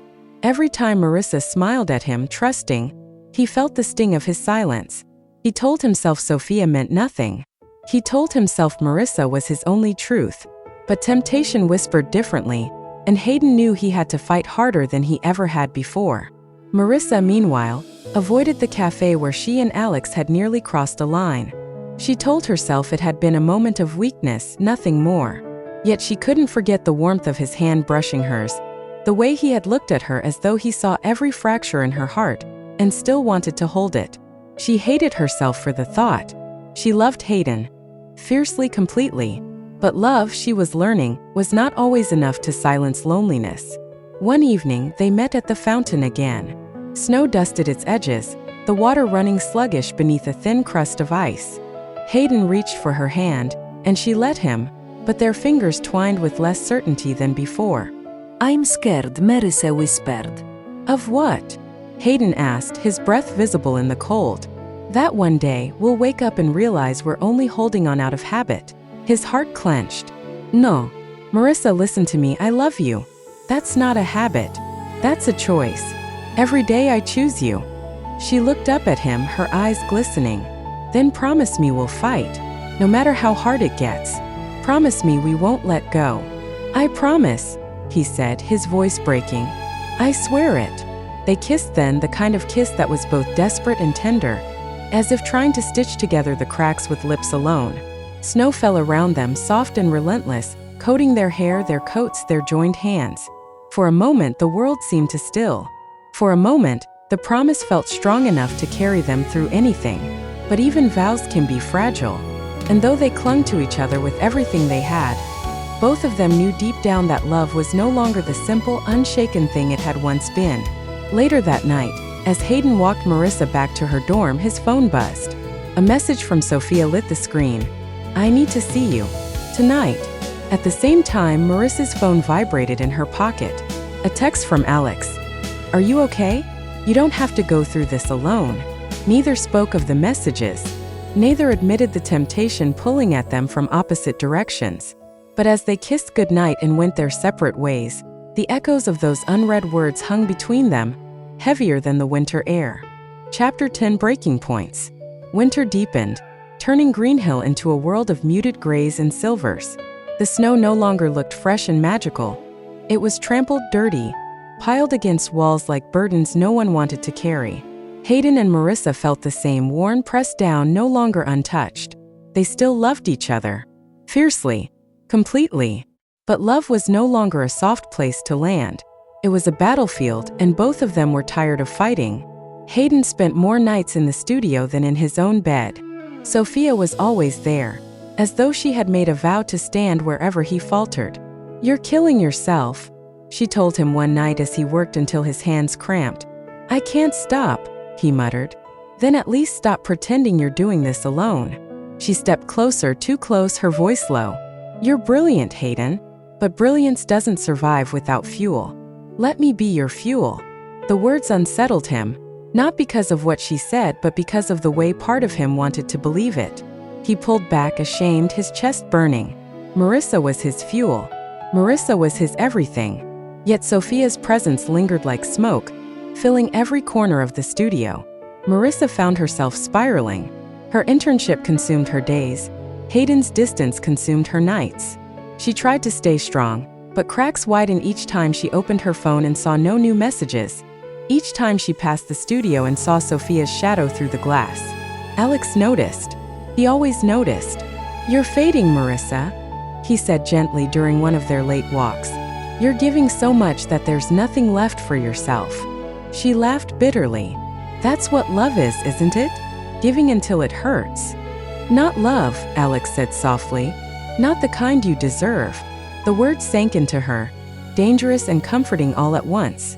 It happened on a Friday night, the kind of night that should have been ordinary.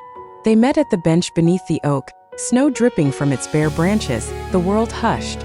Marissa's eyes were tired, rimmed red from holding back too much. "Hayden, I can't keep doing this." He stiffened. "Doing what?" "Competing. With your art. With Sophia. With everything that keeps you from seeing me." Anger sparked in him. Anger born of exhaustion, fear, guilt. "You think I don't see you? Marissa, you're the only thing I see. Everything I do with you in mind. Then why do I feel invisible?" Her voice cracked, breaking something inside him. He reached for her, but she stepped back, tears spilling freely now. "I love you, Hayden, but love shouldn't feel like this. It shouldn't feel like I'm always waiting for scraps of you." His throat tightened, his own eyes stinging. "And what about Alex? You think I don't notice? You think I don't know you found someone to lean on when I'm not there?" The words hit like a slap. For a long, painful moment, neither spoke. Their breaths came ragged, clouding the cold air between them. Finally, Marissa whispered, "Maybe we're both guilty. Maybe we're both breaking." Hayden shook his head violently. "No, we can fix this. We have to. Because if we don't..." His voice cracked. "I can't lose you, Marissa. I can't." She looked at him through tears, love and sorrow warring in her gaze. "Then prove it. Choose me. Not your fear. Not your art. Not Sophia. Me." He wanted to shout yes, to swear it, to carve it into the night sky. But the truth caught in his throat, heavy and suffocating. He was torn between the love that had shaped him and the ambition that was consuming him. And in his hesitation, Marissa saw everything. She turned, walking away before he could stop her, her footsteps crunching into the snow. Hayden stood frozen, watching the distance widen with every step. His heart screamed at him to run after her, to fall to his knees if he had to. But his body stayed rooted, paralyzed by fear and pride. Marissa didn't look back. When she reached the fountain, she stopped, her reflection fractured on the thin sheet of ice. She whispered into the night, "God, if love isn't enough, then what is?" Hayden sank onto the bench, his hands trembling, his breath ragged. Behind him, his phone buzzed again. Sophia's name glowing on the screen. He didn't move. He couldn't. Chapter 11. Crossroads of the Heart. The days after their argument felt like walking through glass. Everything looked the same, the campus paths, the fountain, the oak bench, but each step carried the risk of breaking something fragile. Hayden and Marissa texted less, called less, saw each other less. And when they did, silence did most of the talking. Hayden buried himself in the studio, as though the canvases might hold answers his heart refused to give. He painted furiously, paint dripping down like tears, hands aching from the strain. But the more he tried to drown himself in color, the louder Marissa's words rang. "Then prove it. Choose me. Not your fear. Not your art. Not Sophia. Me." Every time he closed his eyes, he saw her face. Not in anger, not in accusation, but in that raw, breaking sorrow. Sophia noticed. She always noticed. "You're unraveling," she said one evening, watching him pace. "I'm fine," he muttered, though his voice cracked on the lie. "You're not. You can't keep pretending this is just about art. You're splitting yourself in two, and eventually one half is going to win." Her gaze was piercing, too close, too much. "And if it's not her?" she asked quietly. Hayden's breath caught. The question hung in the air like smoke. He wanted to scream that it would always be Marissa. But the silence stretched, accusing, until Sophia smirked and turned back to her sculpture. Marissa tried to focus on her internship, on lectures, on the endless pages of research. But her mind drifted, to Hayden's silence, to the exhaustion in his eyes, to the weight of their love bending under strain. Alex was there. Always there. One afternoon, she broke down in the library, overwhelmed by the weight of everything. Alex guided her outside into the winter light, his hand steady at her elbow. "You don't have to be strong all the time," he said softly. Her tears fell unbidden. "If I'm not, everything falls apart." "Then let it," Alex replied gently. "Let someone else hold it for once." She leaned into him then, just for a moment, letting herself rest against the steady rhythm of his breath. It wasn't betrayal, not yet, but it was close enough to terrify her. That evening, Marissa sat at her desk, staring at her open journal. The words refused to come. Finally, she wrote one line. "When does love become weight instead of wings?" At the same time, Hayden stood before his latest canvas, staring at the chaos of color that refused to resolve into form. His phone buzzed. A message from Marissa. "Can we talk?" His chest tightened. He typed yes, then hesitated. He looked at Sophia, at the unfinished painting, at the reflection of himself in the window. He deleted the word. His fingers hovered. Finally, he shut off the phone. Across campus, Marissa waited, staring at her own screen until the silence grew heavy enough to choke. She closed her eyes, whispering, "Maybe that's the answer."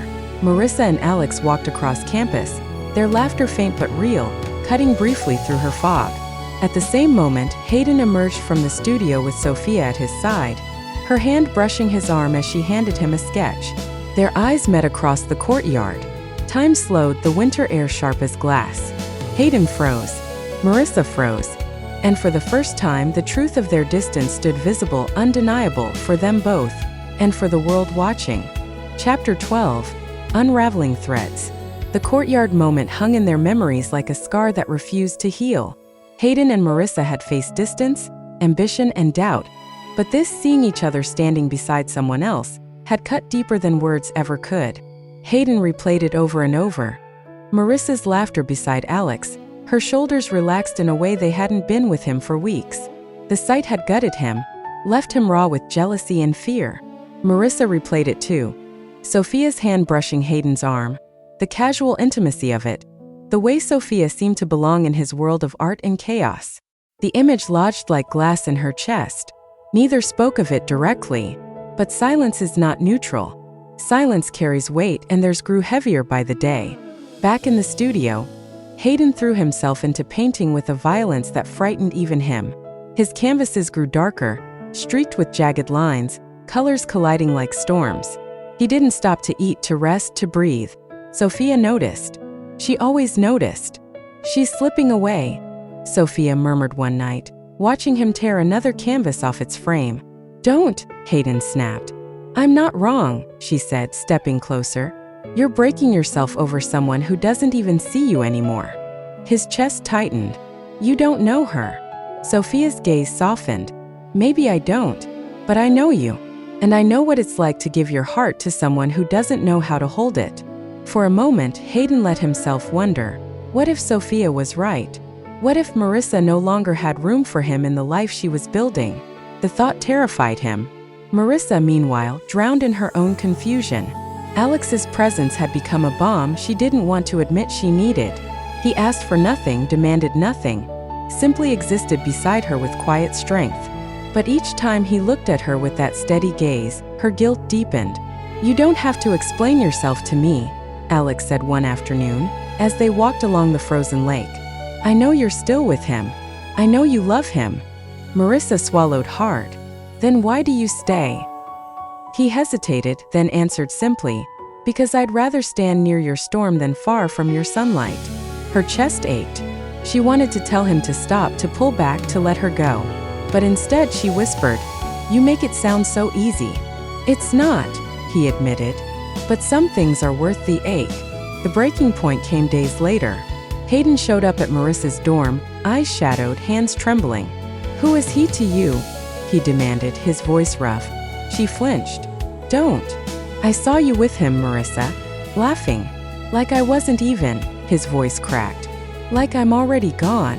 Her anger sparked, fueled by weeks of silence and suspicion. "And what about Sophia? Do you think I don't see the way she looks at you? The way you let her?" "It's not the same," he shot back. "It is," she whispered, tears brimming. "It's the same." The words hung between them like knives. For a long moment, neither moved. Neither spoke. The weight of everything unsaid pressed them apart more effectively than any distance ever had. That night, Marissa sat alone at the fountain, her reflection fractured on the ice. She whispered, "Maybe love isn't about holding on. Maybe it's about knowing when to let go." At the same time, Hayden stood in his studio, Sophia's hand brushing his shoulder. "You don't have to keep breaking for her," she murmured. And across campus, Alex stared at his phone, Marissa's number glowing on the screen, his thumb hovering over the call button. 3 choices, 3 paths, 1 love stretched to breaking. The threads were unraveling, and soon one of them would snap. Chapter 13: Fractured Choices. The days following their confrontation stretched thin and brittle, as glass pulled too far. Hayden and Marissa spoke little, and when they did, every word was lined with thorns. Love still tethered them, but the rope was fraying. One wrong pull, and it might snap altogether. Hayden haunted the studio, the place that had always been a sanctuary but now felt like a cage. Sophia was there more often than not, orbiting him with a mix of challenge and sympathy. "You're wearing yourself down," she said one evening, watching him scrape paint across the canvas with desperate strokes. He didn't answer. "You can't keep pretending she's the only one who sees you," Sophia pressed. "You're allowed to want more than her silence." He turned sharply. "Stop." But the damage was done. The thought had already rooted itself. What if Sophia was right? Still, when Hayden closed his eyes, it wasn't Sophia he saw. It was Marissa, her laughter like music, her eyes lit with belief in him, her voice whispering promises under starlight. Marissa drowned in her own questions. Alex's presence had become too steady, too comforting. He didn't demand she explain, didn't ask her to choose. He only stood beside her, his constancy like a lighthouse in her storm. One evening, as they sat in the library, Marissa whispered, "Why are you still here, Alex? Why do you put yourself through this?" He closed his book, meeting her eyes. "Because I'd rather risk the pain of loving you than the emptiness of never trying." Her heart clenched. She wanted to tell him to stop, to draw a line, to protect them both. But instead she looked away, guilt rising like a tide she couldn't outswim. Hayden and Marissa finally met again at the fountain, the place that had once been theirs. Snow fell softly, muffling the world, making their silence louder. Marissa's voice shook. "I don't know how much more of this I can take, Hayden." His chest tightened. Don't say that. Please. We can fix this. Can we? Her eyes glistened, because it feels like we're already breaking apart. He reached for her hand, desperate. Marissa, I love you. You're my everything. I don't know how to hold all of this, my art, my future, us. But I'm trying. Tears slipped down her cheeks. I'm trying too. But love shouldn't feel like a war. Their hands touched, lingered, then slipped apart. The distance between them felt wider than the courtyard ever had. That night, both of them lay awake in separate rooms, phones clutched in their hands, each typing and deleting the same words. We need to talk. At the same time, Sophia sent Hayden another message. You don't have to keep breaking for her. And Alex sent Marissa one too. You deserve more than pain. 2 choices. 2 temptations. 2 hearts on the edge of surrender. Neither Hayden nor Marissa knew which way they would turn, but both felt it in their bones. The next choice would change everything. Chapter 14, Echoes of Surrender. The air in Greenhill shifted with the slow surrender of winter. Snow no longer fell in sharp sheets but in soft, drifting flurries that clung to branches and melted in gentle silence. The fountain lay half-frozen, its once clear water dulled to slush, the rippling echoes barely audible now. To Hayden and Marissa, it felt symbolic. The place that had carried their laughter and vows now reflected only fragments, as though time itself had fractured their bond.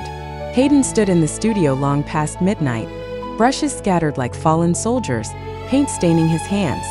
His latest canvas stared back at him, bold, restless, incomplete. It was everything he felt inside. Sophia leaned against the doorway, her sharp features softened by the glow of a desk lamp. You're exhausted, she said, folding her arms.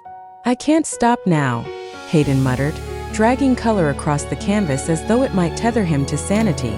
You're not painting anymore, she countered. You're bleeding. Her words pierced him. He dropped the brush, rubbing paint-slicked fingers against his temples. Sophia crossed the room, close enough for him to feel her presence. Her hand hovered, almost brushing his arm, but she let it fall before touching him. You don't have to keep breaking for someone who doesn't see you, she whispered. Hayden's chest constricted. For one dangerous heartbeat, he almost turned into her warmth. Almost. But Marissa's face flared in his mind, the way she had first laughed at the festival, the way her voice still echoed at the fountain. He stepped back, his voice hoarse. Don't. Sophia searched his eyes, something unreadable flickering in her gaze. One day, Hayden, you'll realize what you're clinging to is already gone. She left him standing alone, heart pounding, guilt and relief warring within him. On the other side of campus, Marissa sat in the library, eyes blurred over notes she could no longer absorb. Her chest ached with the loneliness she didn't dare name. Alex slid into the seat across from her, setting a cup of tea on the table. You've been staring at the same page for 20 minutes. A weary laugh escaped her. Have I? Yes. His gaze softened. You're carrying too much again. I don't know how else to be, she admitted, voice breaking. He leaned forward, his words careful. Then maybe you need someone to carry some of it with you. Her throat tightened. She shouldn't let the words touch her. She shouldn't notice the steadiness of his eyes, the quiet strength in his presence. Yet she did. When she blinked back tears, Alex's hand moved instinctively across the table, brushing hers. Heat surged at the contact. For a breathless moment, the world narrowed to that touch. Marissa pulled back quickly, shame flooding her cheeks. I can't, she whispered. I know, Alex said, his voice steady. But you don't have to keep pretending you're not breaking. That night, Marissa sat cross-legged on her bed, journal open across her lap. The pen shook in her fingers, ink smudging as she tried to force words onto the page. At last, she scrawled. Love is supposed to lift, but lately it feels like I am carrying it alone. I don't know if Hayden and I are strong or just stubborn. I don't know how much more love I have left to give. She dropped the pen, tears staining the paper, blurring the final line into a smear that looked like surrender. Across campus, Hayden stood outside in the snow, staring at the frozen fountain. His breath curled white into the air as he whispered into the silence. I won't give up. Even if she does, I won't. The fountain did not answer, but its broken echo carried faintly through the night, a sound that was not quite music, not quite silence. It was hope, or maybe it was goodbye. Chapter 15 Cracks in Forever. Winter's grip had loosened, but the chill lingered, clinging to the edges of Greenhill like a memory that refused to fade. The days grew longer, shadows stretching thin across the courtyard. Yet Hayden and Marissa felt no relief. Their silence after the fountain, after the journal, had carved space between them that no sunlight could warm. Still they tried. Because love wasn't only passion and ease, it was work, choice, the stubborn belief that two hearts could find their rhythm again, even when they faltered. Hayden suggested the cafe where they had once spent hours laughing over cheap coffee and scribbled napkins. Marissa agreed, her heart aching with nostalgia for a version of them that felt impossibly far away. They sat across from each other, the air thick with the scent of cinnamon and roasted beans. Hayden forced a smile. Remember when we argued for half an hour about whether art or words last longer? Marissa managed a laugh. You still never admitted I was right. He grinned softer now. I was waiting for the perfect moment. For a while it almost felt normal. Their laughter came haltingly, like a song they once knew but had forgotten the lyrics to. They reached across the table, fingers brushing, but the touch felt rehearsed, fragile. Marissa's chest tightened. She wanted to believe this was healing. She wanted to believe they were patching the cracks. But beneath the surface, she could feel them widening, invisible but relentless. Weeks later came Hayden's gallery debut. A night he had dreamed of, worked for, bled for. Marissa dressed carefully, heart swelling with pride even as it trembled with nerves. The gallery glowed with light, walls adorned with Hayden's canvases. Fierce, chaotic, breathtaking. Critics whispered, patrons lingered, cameras flashed. Hayden stood at the center, his name on everyone's lips. And then Sophia appeared. She glided through the crowd in a sharp dress, her confidence effortless. She went straight to Hayden, brushing his arm, laughing too closely at his ear. Marissa watched from across the room, stomach twisting. Hayden smiled, polite, distracted. But in that moment it didn't matter. The sight of Sophia beside him, so at home in his world, cracked something in her chest. Marissa slipped out before the speeches began, the sound of laughter and clinking glasses chasing her into the night. She wrapped her coat tighter, walking fast, her breath visible in the cold air. She sat on a bench by the lake, staring at the frozen surface. Her reflection wavered, distorted, like a version of herself she no longer recognized. Marissa! She turned. Alex stood there, concern etched into his face. I thought I might find you here. Tears blurred her vision. Why do you always show up when I'm falling apart? He sat beside her, careful not to touch. Because you shouldn't have to fall alone. Her chest ached. For a moment she leaned toward him, desperate for comfort. But she pulled back, whispering, It's not fair to you. He shook his head. What's fair doesn't matter. What matters is what you need.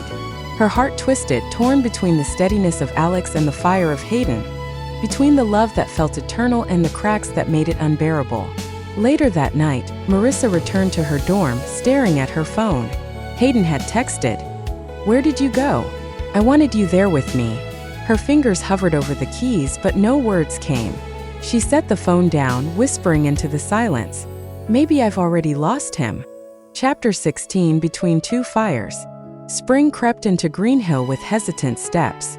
Buds pushed through frost, the fountain thawed, and the air smelled faintly of earth reborn. Yet for Hayden and Marissa, renewal felt impossibly out of reach. Their love had endured distance, silence, temptation, but now the world itself was demanding more of them than either knew how to give.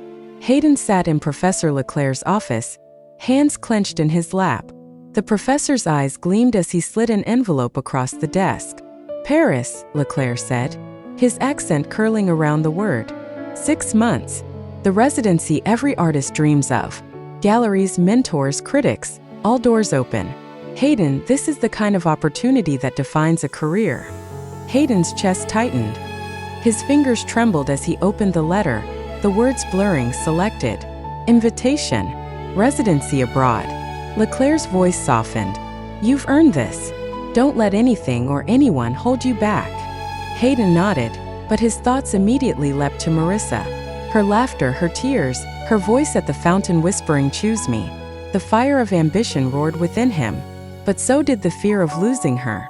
Sophia cornered him later that evening in the studio, her eyes sharp. Paris, she said, already knowing. Congratulations. He swallowed. I haven't decided. Decided. Her laugh was incredulous. Hayden, this is everything. This is what you've bled for. Don't tell me you're hesitating because of her. His jaw tightened. She's not just her. She's everything. Sophia stepped closer, her voice low. Then why do you look more alive in here with a brush in your hand than you ever do when you're with her lately? You can love her, sure, but love won't make you great. This will. Her words seared into him, temptation dressed as truth. When Hayden told Marissa, her heart sank. They stood at the fountain, spring water rippling where ice had once been. 6 months. Her voice broke. Hayden, we've barely survived the distance we already had. This is my dream, Marissa, he whispered. And what about us? Am I supposed to just wait again? Pretend it doesn't hurt every time you choose art over me. His hand shook as he reached for her. I don't want to choose between them. But you have to, she said, pulling away. Because if you go, I don't know if I'll be here when you get back. The words sliced through him, leaving him breathless. Meanwhile, Alex walked Marissa home one evening, sensing her turmoil. You're somewhere else tonight, he said gently. She gave a bitter laugh. I'm always somewhere else these days. He stopped, turning to her. Marissa, you don't have to keep breaking yourself for love that keeps asking more than it gives. Her throat tightened. What are you saying? I'm saying, Alex replied, steady, calm, that with me you wouldn't have to compete. You wouldn't have to beg to be seen. You'd just be loved. His words were a bomb and a knife all at once. She couldn't answer because part of her longed for exactly what he offered, and part of her couldn't imagine a world without Hayden. The night before Hayden's response was due, he sat in the studio, the acceptance letter heavy in his hands. His eyes burned with exhaustion, with longing, with fear. Across campus, Marissa stood at her door with bags packed. Not leaving forever, but leaving for space, for clarity, for breath. 2 hearts, 2 choices, 2 fires burning on opposite sides of the same love. The clock ticked toward midnight, and neither knew which way the other would turn. Chapter 17, Silent Storms. Green Hill bloomed with the first blush of spring, blossoms scattering across campus paths like confetti. But for Hayden and Marissa, there was no celebration in the season. They had drifted apart, not because love had died, but because silence had grown louder than their words. They agreed, or perhaps silently decided, to take space. No long calls, no hurried lunches, no fountain meetings. Just distance, like a storm cloud suspended, waiting to break. Hayden buried himself in the studio. Days blurred into nights and sleep became a stranger. His canvases grew wilder, streaked with jagged colors, as if his brush could bleed the ache from his chest. Sophia lingered, as she always did. She brought him coffee, critiqued his strokes, and reminded him of the residency offer waiting on his desk. You're killing yourself, she said one night, watching him stagger back from a canvas, sweat dripping. I don't know how else to stop feeling, he muttered. You don't have to feel this way, she said softly, stepping closer. You don't have to keep breaking for her. Her hand rose, brushing the edge of his sleeve. Hayden froze. The air between them thickened, charged. For a heartbeat, it would have been so easy to lean into the comfort she offered. But he didn't. He stepped back, voice hoarse. Don't, Sophia. Her eyes flickered, disappointment, maybe even hurt, but she didn't push further. Still, the moment hung heavy in the air. A near betrayal that would linger like a shadow. Marissa tried to lose herself in work, in Alex's steady company, in anything that would drown the ache. But the doubts grew sharper. The memory of Sophia at the gallery haunted her. The silence from Hayden gnawed at her. One evening, restless, she wandered near the studio. She told herself it was a coincidence, that she wasn't looking for him. But her steps betrayed her heart. Through the tall glass window, she saw Hayden.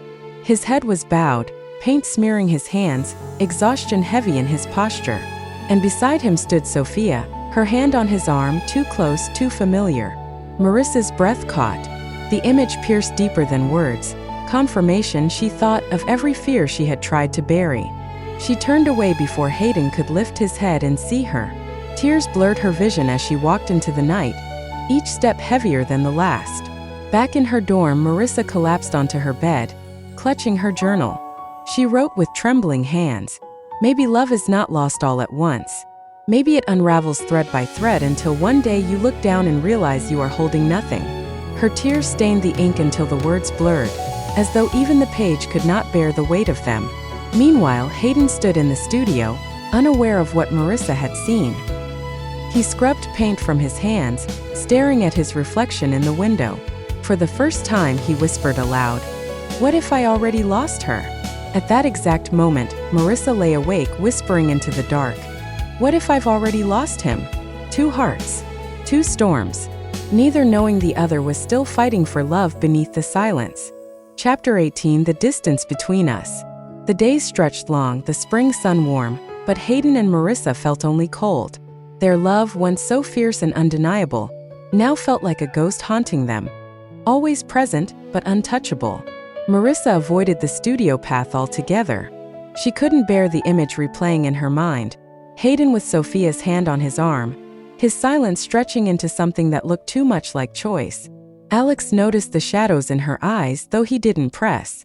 One afternoon, as they sat by the lake, he said quietly, "You don't have to tell me what happened, but you should know you're not alone, Marissa. Not unless you choose to be." Her throat tightened. She wanted to lean into his steadiness, to surrender to the ease he offered. But love was a stubborn tether, and hers still pulled toward Hayden, no matter how frayed. She whispered, "I wish it were that simple." Alex's gaze lingered, but he only nodded.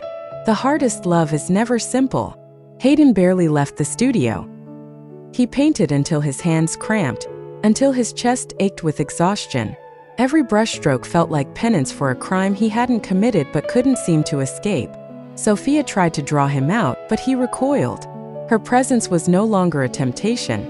It was a mirror reflecting everything Marissa might believe of him. One night, Hayden smashed a half-finished canvas, shouting into the silence, "It's not her. It's not." But the walls did not answer, and his own voice echoed back like mockery. Marissa sat at her desk late one night, journal open, pen trembling. She began a letter she would never send. "Hayden, I loved you before I knew what love demanded. I believed us strong enough to survive anything. But now I don't know if I am surviving us at all. I saw you with her and it broke something I don't know how to fix. If you love me, tell me before the silence takes what little we have left." She folded the page, slipped it beneath her pillow, and cried herself to sleep. Across campus, Hayden wrote too, his handwriting jagged with frustration. "Marissa, I never touched her. Not the way you think. You are the only one, always. I don't know how to make you believe me, but I would tear apart every canvas, every dream, if it meant holding you again without doubt between us. Please don't give up on me." He crumpled the paper but couldn't throw it away. He tucked it into the back of his sketchbook, where it sat like a wound. 2 letters. 2 truths unsent. Marissa woke with hers still hidden beneath her pillow. Hayden fell asleep with his still pressed against his chest. Both hearts whispered the same prayer. "Please let us find our way back." But prayers without words are fragile things, and the distance between them only grew. Chapter 19: Threads of Hope. Spring unfurled in blossoms and light, but Hayden and Marissa walked separate paths, their silence speaking louder than words ever could. Yet even silence can create art, and from their unraveling, Hayden found his most powerful voice. For weeks, Hayden lived in his studio, possessed by a single canvas. He abandoned food, sleep, even conversation. His professors knocked on the door. Sophia tried to coax him out, but he refused to leave. The painting consumed him, broad, jagged strokes of color that collided yet somehow held together. At the center, a figure fractured, half in shadow, half in light.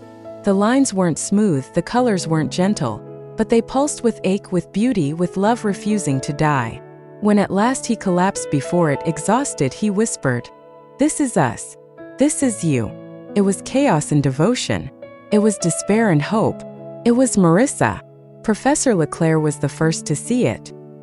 His breath caught as he stepped into the studio. "My God," he murmured. "Hayden, this isn't just art. This is a confession. This is the truth."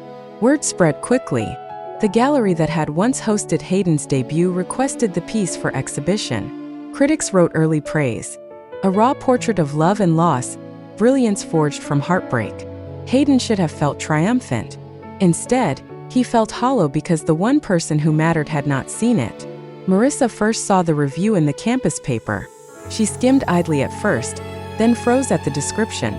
A portrait of fractured devotion, inspired by love that endures even through silence. Her heart thudded. She knew. Even before she saw the photograph, she knew. That evening, she went to the gallery alone.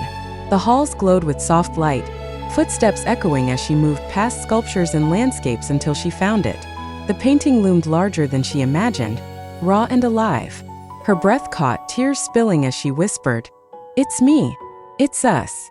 She stood there for a long time, her hand trembling as though reaching for the canvas might bridge the distance between them. Alex found her outside afterward, cheeks streaked with tears.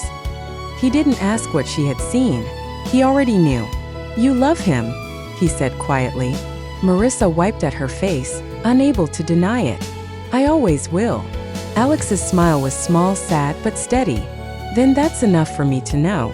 You don't need me to tell you where your heart belongs." For the first time, Marissa saw the gentleness in his withdrawal. He wasn't losing her, he was letting her go. Back inside the gallery, Hayden stepped into the room quietly, heart pounding as he saw her standing before the canvas. Marissa, unaware of his presence, whispered to the painting, "Please don't give up on me." Hayden's chest tightened, his throat burning. He opened his mouth, but no words came. The distance between them was still vast. But for the first time in months, hope threaded through the silence. Chapter 20. Where we begin again. The gallery was nearly empty, its quiet halls echoing with the faint hum of evening lights.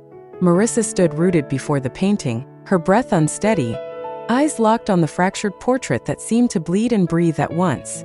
Behind her, Hayden finally spoke. His voice cracked like an old violin string. "It was always you." Marissa spun, eyes wide, tears catching light. Hayden stood in the doorway, paint still smudged on his clothes, exhaustion etched into his face. "You," she whispered. "You painted this?" He stepped closer slowly, as though afraid she might vanish. "Every stroke, every color. It's you, Marissa. It's us. The breaking, the holding on, the refusal to let go." Her chest heaved, torn between anger and longing. "Then why didn't you say it? Why did you let me think? Let me see?" He flinched. "I didn't touch her. Not the way you thought. I wanted to. God, I almost did. But I couldn't. Because every time I looked at Sophia, I saw you. And the thought of losing you." His voice broke. "It's the only thing that terrifies me." Tears spilled down Marissa's cheeks. "And Alex, he was there. I leaned on him more than I should have. I almost..." Her throat caught. "But I didn't. Because no matter how much I ache, no matter how much I doubt, it's still you. It's always been you." For a moment, silence filled the room, heavy and holy. Then Hayden crossed the distance in 2 steps, pulling her into his arms. She resisted at first, her fists pressed against his chest, but then she melted, sobbing into his shirt. "I hate you," she whispered. "I hate that you made me doubt, that you made me feel like I wasn't enough. I hate me too," he murmured, pressing his lips into her hair. "But I love you more than anything. And I'll spend the rest of my life proving it if you let me." She pulled back, searching his eyes, her own gaze fierce through tears. "No more silence. No more hiding. If we do this, we do it all truth even when it hurts." "Truth," he swore, his hands trembling as they cradled her face. "Even when it hurts." They kissed then, not soft, not tentative, but desperate and raw. The kind of kiss that carried both apology and promise. Around them, the gallery blurred, the painting watching like a witness to their resurrection. When they finally broke apart, Marissa whispered, "We can't go back, Hayden. Not to what we were. But maybe we can begin again." His lips curved in a fragile smile. "Then let's." For the first time in months, their hands twined firmly, without hesitation. They walked out of the gallery together, steps in sync, as though hope had stitched them back into one rhythm. But back in his studio, the residency letter still lay on Hayden's desk, unanswered. And in Marissa's inbox sat an offer for a graduate program that would take her hundreds of miles away. Love had been reborn tonight, but tomorrow choice would test it again. Chapter 21, The Choice of Forever. The week after their reunion moved like a dream half remembered. Hayden and Marissa laughed again, touched again, whispered again, but beneath the sweetness, a shadow stretched long. Because the world had not paused for their love. Decisions waited, insistent, and both knew that this time, choices could not be delayed. Hayden stood in the studio. The residency letter spread across the desk. Paris called to him with the allure of everything he had ever wanted. Acclaim, opportunity, greatness. Sophia appeared one last time, her presence sharp as ever. "You know you'll never get this chance again," she said quietly. 6 months in Paris could change your life. Hayden's jaw tightened. It would change our lives. And maybe not for the better. Sophia tilted her head, eyes unreadable. Maybe she'll wait. Maybe she won't. But do you want to spend forever wondering what might have been? Her words lingered even after she left, her footsteps echoing like an ending. Meanwhile, Marissa sat in her dorm, staring at her laptop. The graduate program offer glowed on the screen. Acceptance. Full scholarship. Research position waiting. Alex knocked gently on her door, offering a final kindness. "You're brilliant, Marissa," he said. "You don't need me to tell you that. But you do need to hear this. Don't sacrifice yourself. Not for him. Not for anyone." Her eyes stung. "Alex." He smiled faintly. "I care about you too much to watch you break again. If you stay, let it be because you chose it. If you go, let it be because you chose that too. But let it be your choice." It was goodbye, not spoken but understood. Hayden and Marissa met at the fountain that evening, as they always had. The water ran clear again, glinting in the lamplight, as though mocking the chaos of their hearts.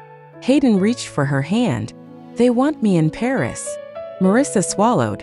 "And they want me in Boston."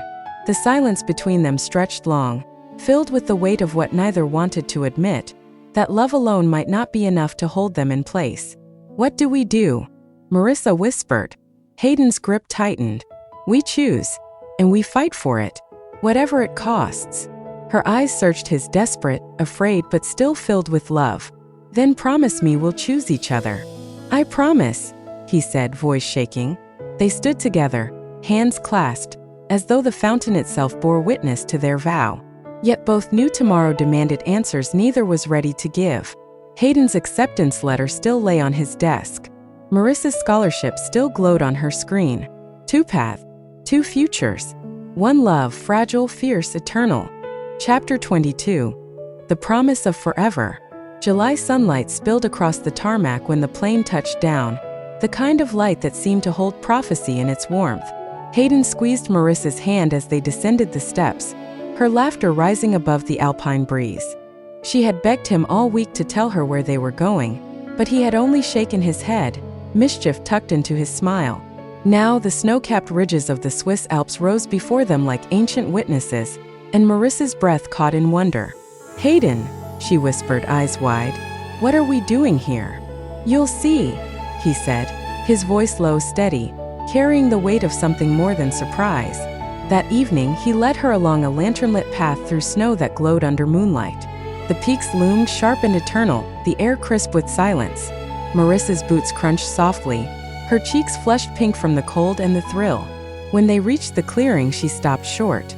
Lanterns had been arranged in a perfect circle, golden light flickering against the snow. At the center stood an easel draped with white cloth. Hayden's hands trembled as he pulled it away, revealing a painting.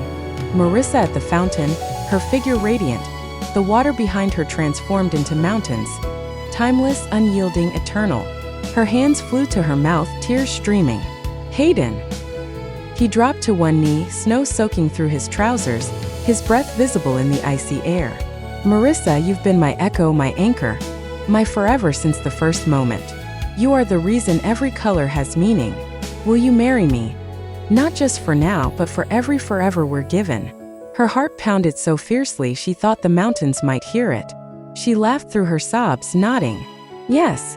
Yes, Hayden, 1,000 times yes." The mountains seemed to echo her answer, scattering it back. Yes, yes, yes, as though even creation had joined their vow. Weeks later, their families and friends gathered in a garden threaded with fairy lights. Photos of their journey were strung between trees.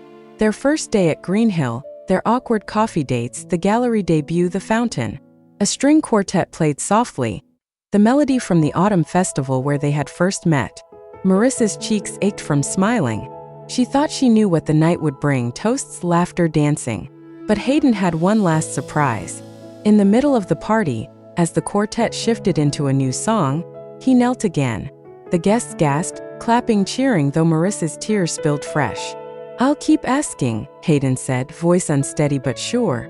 "Because I'll keep choosing you. Every day. Every lifetime." Marissa pulled him up, pressing her lips to his. The applause roared around them, but she only heard his heartbeat, steady against her own. As the wedding drew near, Marissa's twin brother and Hayden's twin sister planned a bridal shower that overflowed with joy. Marissa walked into a room filled with laughter, the walls decorated with notes and wishes from friends who had walked each step with her. There were silly games, Hayden trivia she half-failed because she couldn't remember his favorite childhood snack, speeches that left her laughing and crying at once, and gifts wrapped in paper covered with sketches of fountains and flowers. At the end, her twin brother handed her a small box. Inside was a locket, simple but beautiful, with room for 2 tiny portraits. "For when forever feels too far away," he said softly. Marissa hugged him tightly, overwhelmed. She knew then this wasn't just about marrying Hayden. It was about binding 2 families, 2 histories, 2 lives into something larger than themselves. Later that night, alone in her room, Marissa lay awake. The locket rested against her chest, the memory of Hayden on his knees in the snow still vivid. She whispered into the quiet, "I can't wait to walk down the aisle to you." The words floated like a vow into the summer dark, carrying the promise of forever. Chapter 23, Where Vows Begin. The morning of the wedding broke soft and golden, sunlight dripping through the branches of the old oak grove where the ceremony would be held. The air smelled of roses and summer earth, the sky wide and impossibly blue, as if creation itself had dressed for the occasion. Marissa woke to the sound of laughter outside her window. Her bridal party, led by her twin brother, bustled through final details. Flowers in mason jars, lanterns strung high, the aisle scattered with petals. When she slipped into her gown, satin that flowed like water, lace embroidered with tiny stars, she caught her reflection and gasped softly. "I don't look like a bride," she thought. "I look like the answer to a prayer." Guests rose as the quartet struck the first note. Marissa clutched her bouquet, her heart pounding in rhythm with the music. At the end of the aisle, beneath the great oak tree, Hayden waited. He wore a tailored suit, but it wasn't the cut of the jacket or the crisp white shirt that stole her breath. It was his eyes. Wide, wet with love, they never left hers. Her twin brother walked beside her, steady and proud. As they reached the end, he pressed her hand into Hayden's with a whisper only she heard. "He's your forever now." The officiant's words drifted over them, but all Marissa heard was Hayden's voice when it was time. "Marissa," he said, his hands trembling around hers. "You are my anchor and my wings. I've tried to paint eternity, but nothing has captured it the way you have. Today, I don't just vow to love you. I vow to keep choosing you, even when it's hard, even when the world pulls us in different directions. You are my beginning and my end." Tears streamed down Marissa's cheeks as she spoke her vow. "Hayden, I thought love was a feeling, but you taught me it's a choice, an action, a promise we renew every day. I vow to laugh with you, to dream with you, to fight beside you. And when eternity has echoed so long the stars have burned out, I will still love you." The guests wept openly. Even Hayden's twin sister clutched a tissue, smiling through tears. When the ring slid onto fingers, it wasn't just metal circling skin. It was time itself promising to hold them together. "By the power vested in me." The words faded into the summer air as Hayden cupped Marissa's face and kissed her. It wasn't fevered or rushed, it was steady, reverent sealing. The guests erupted into cheers as the fountain nearby seemed to sing louder. The reception unfolded beneath strings of lights. Their first dance was to a song Hayden had written, performed by a friend on acoustic guitar. Each lyric was a thread stitched into the tapestry of their story. They danced until laughter ached in their ribs, fed each other cake with messy, playful fingers, and listened to toasts that blended tears with joy. As the night deepened, guests lined the pathway with sparklers, stars in their hands. Hayden and Marissa ran through the glow, hands clasped, laughter spilling into the summer night. At the end of the path, Hayden lifted her into his arms, whispering into her hair, "This isn't an ending, Mari. This is where vows begin." She pressed her forehead against his, smiling through tears. "Then let's keep them forever." The car whisked them away toward a new horizon. A honeymoon, a life, a forever that awaited beyond the oak grove. Chapter 24. Echoes of Eternity.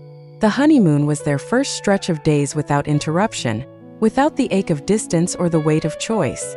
Just Hayden and Marissa, hand in hand, hearts unguarded. They wandered cobblestone streets in Florence, sipped wine under Venetian lanterns, and watched dawn paint the Aegean Sea in colors Hayden swore he'd spend a lifetime trying to capture.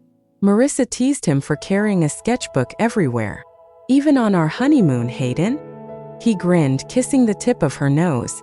"How else am I supposed to remember the way you look when you laugh under Italian moonlight?" Their nights were soft and unhurried, filled with whispered dreams and quiet touches that felt like prayers. For once, they weren't surviving. They were simply living, joy unfolding like sunrise. When they returned, their new home by the river welcomed them like a blessing. The water outside their window rippled with morning light, and in the evenings, the boys from the neighborhood played near the banks, their laughter echoing across the yard. Hayden set up his studio upstairs, canvases leaning against every wall. Marissa claimed a sunlit corner by the window for her desk, stacks of books surrounding her. One evening, as she unpacked, Marissa paused at the fountain sketch Hayden had given her years ago. She framed it above her desk. "So I never forget where we began," she said softly. That first month, Marissa began dreaming of Hayden again. In her dreams, he was always reaching for her across a field of light, whispering her name with such devotion it woke her trembling. One morning, she told him, cheeks pink, "It feels like my soul is reminding me, we're meant for more than even this." Hayden brushed her hair back gently. "Maybe it's not a reminder. Maybe it's a promise." Weeks later, Marissa stood in their bathroom, hands trembling around the small test in her palm. Her breath came fast, her heart pounding louder than the river outside. Positive. She sat on the edge of the tub, tears streaming, joy and terror in equal measure. When Hayden came home, paint still on his hands, she couldn't wait. She pressed the test into his palm, her voice breaking. "Hayden, we're having a baby." He froze, staring, the world collapsing into that single word, baby. Then his face split into a grin so wide it hurt, laughter and tears spilling together. He lifted her off the ground, spinning her until she squealed. "A baby," he whispered into her neck. "Mari, we're going to be parents." That night, as they lay in bed, Hayden rested his hand over her stomach, his thumb tracing gentle circles. "Do you realize what this means?" he murmured. Marissa smiled sleepily. "That our love is about to echo louder than ever." Outside, the river flowed steadily, its current pulling toward forever. And inside, in their hands, eternity had grown small and alive. Chapter 25. The Circle Complete. The news of Marissa's pregnancy spread like light through glass, each telling making it brighter. Hayden couldn't keep the joy quiet. Every brushstroke in his studio carried a new energy. Every conversation ended with him blurting, "We're going to be parents." Marissa, meanwhile, carried the secret more softly. She touched her stomach absent-mindedly, humming when she worked, smiling to herself when no one else was watching. But neither of them expected what came next. At their first ultrasound, Hayden held Marissa's hand so tightly she winced. "Sorry," he whispered, though he didn't let go. The technician smiled as she adjusted the probe. "Well," she said, tilting the screen, "I've got a surprise for you too." Two tiny flickers pulsed side by side on the monitor. Marissa gasped. Hayden blinked. "Twins," the technician said warmly. "Congratulations." Marissa covered her mouth with her free hand, tears spilling. "Hayden." He laughed through his own tears, kissing her hair, her cheeks, her hands. "Twins. Mari, it's perfect. You have a twin, I have a twin, of course, this is how it had to be." They decided to tell their families together. Hayden's twin sister and Marissa's twin brother organized what they thought was just a small dinner. But when the couple arrived, the backyard was transformed. Balloons, fairy lights, banners strung with baby on the way. "A baby shower already?" Marissa whispered, stunned. Hayden grinned. "Looks like they beat us to it." The night filled with laughter and gifts, tiny socks, lullabies sung by cousins, speeches from teary-eyed parents. Marissa's mother held her face and whispered, "You're giving me eternity in the form of children." At the height of the party, Hayden cleared his throat. "There's one more thing," he said, pulling Marissa close. "We're not just having a baby." Marissa lifted the ultrasound photo. "We're having twins." Gasped, cheers, tears, the backyard erupted. Hayden's twin sister shrieked with joy. Hugging him so tightly he laughed. Marissa's twin brother lifted her off her feet, spinning her as guests clapped and cried. It wasn't just a celebration, it was a legacy. Later, in the hush after the chaos, Marissa and Hayden sat with their siblings. "You've walked with us since the beginning," Marissa said softly. "We can't imagine anyone else standing with our children." Hayden nodded, his voice thick. "We'd like you both to be their godparents." There were tears again, hugs that lasted long, and vows spoken not just for the babies, but for the circle of love binding them all. Months later, on a crisp autumn evening, Hayden and Marissa returned to Green Hill. The fountain still flowed, its water catching moonlight. They brought no crowd, no party, just themselves and the secret lives stirring within Marissa's belly. They stood hand in hand, the same as they had years before. Yet everything was different. Hayden pressed a coin into her palm. "On 3. She smiled through tears. "On 3. They tossed together, the coins arching side by side, falling with a splash. Ripples spread, touching stone, returning to the center. Marissa whispered, "Do you hear it?" Hayden nodded, his eyes fixed on hers. "The echo. The one that never fades," she said, resting his hand against her stomach. "The one that keeps answering," he replied. They kissed then, slow and steady, the fountain singing behind them. In that moment, time itself seemed to bend, past, present, future meeting in one eternal vow. Back home, months later, their sons arrived, twin boys, tiny echoes of Hayden's laughter in Marissa's eyes. The house by the river filled with the cries of new life, the rhythm of family, the endless music of love chosen again and again. One evening, as the babies slept in their cribs, Hayden sketched them by lamplight, his strokes careful, reverent. Marissa watched from the doorway, whispering, "What are you drawing?" He looked up, smiling softly. "Forever." And she knew he was right, because their love had not just survived storms, it had built a home inside them, a legacy that would echo long after their names were only whispers in the wind. Thank you for listening to Echoes of Eternity, a story where love whispers, remembers, and returns. This audiobook is more than words. It is a journey of connection, longing, and a love that refuses to fade. If this chapter touched your heart, subscribe, share, and stay close as the echoes continue to unfold. Until the next chapter, may you carry hope in your chest, warmth in your spirit, and faith in the love God designed uniquely for you. Echoes of Eternity, written in 2021. Audiobook edition, copyright 2025. All rights reserved. Written by Miriam K. Musonda-salati. Thank you for choosing to listen. I'll meet you again in the echoes. This audiobook is a work of fiction and is protected by copyright. All rights reserved.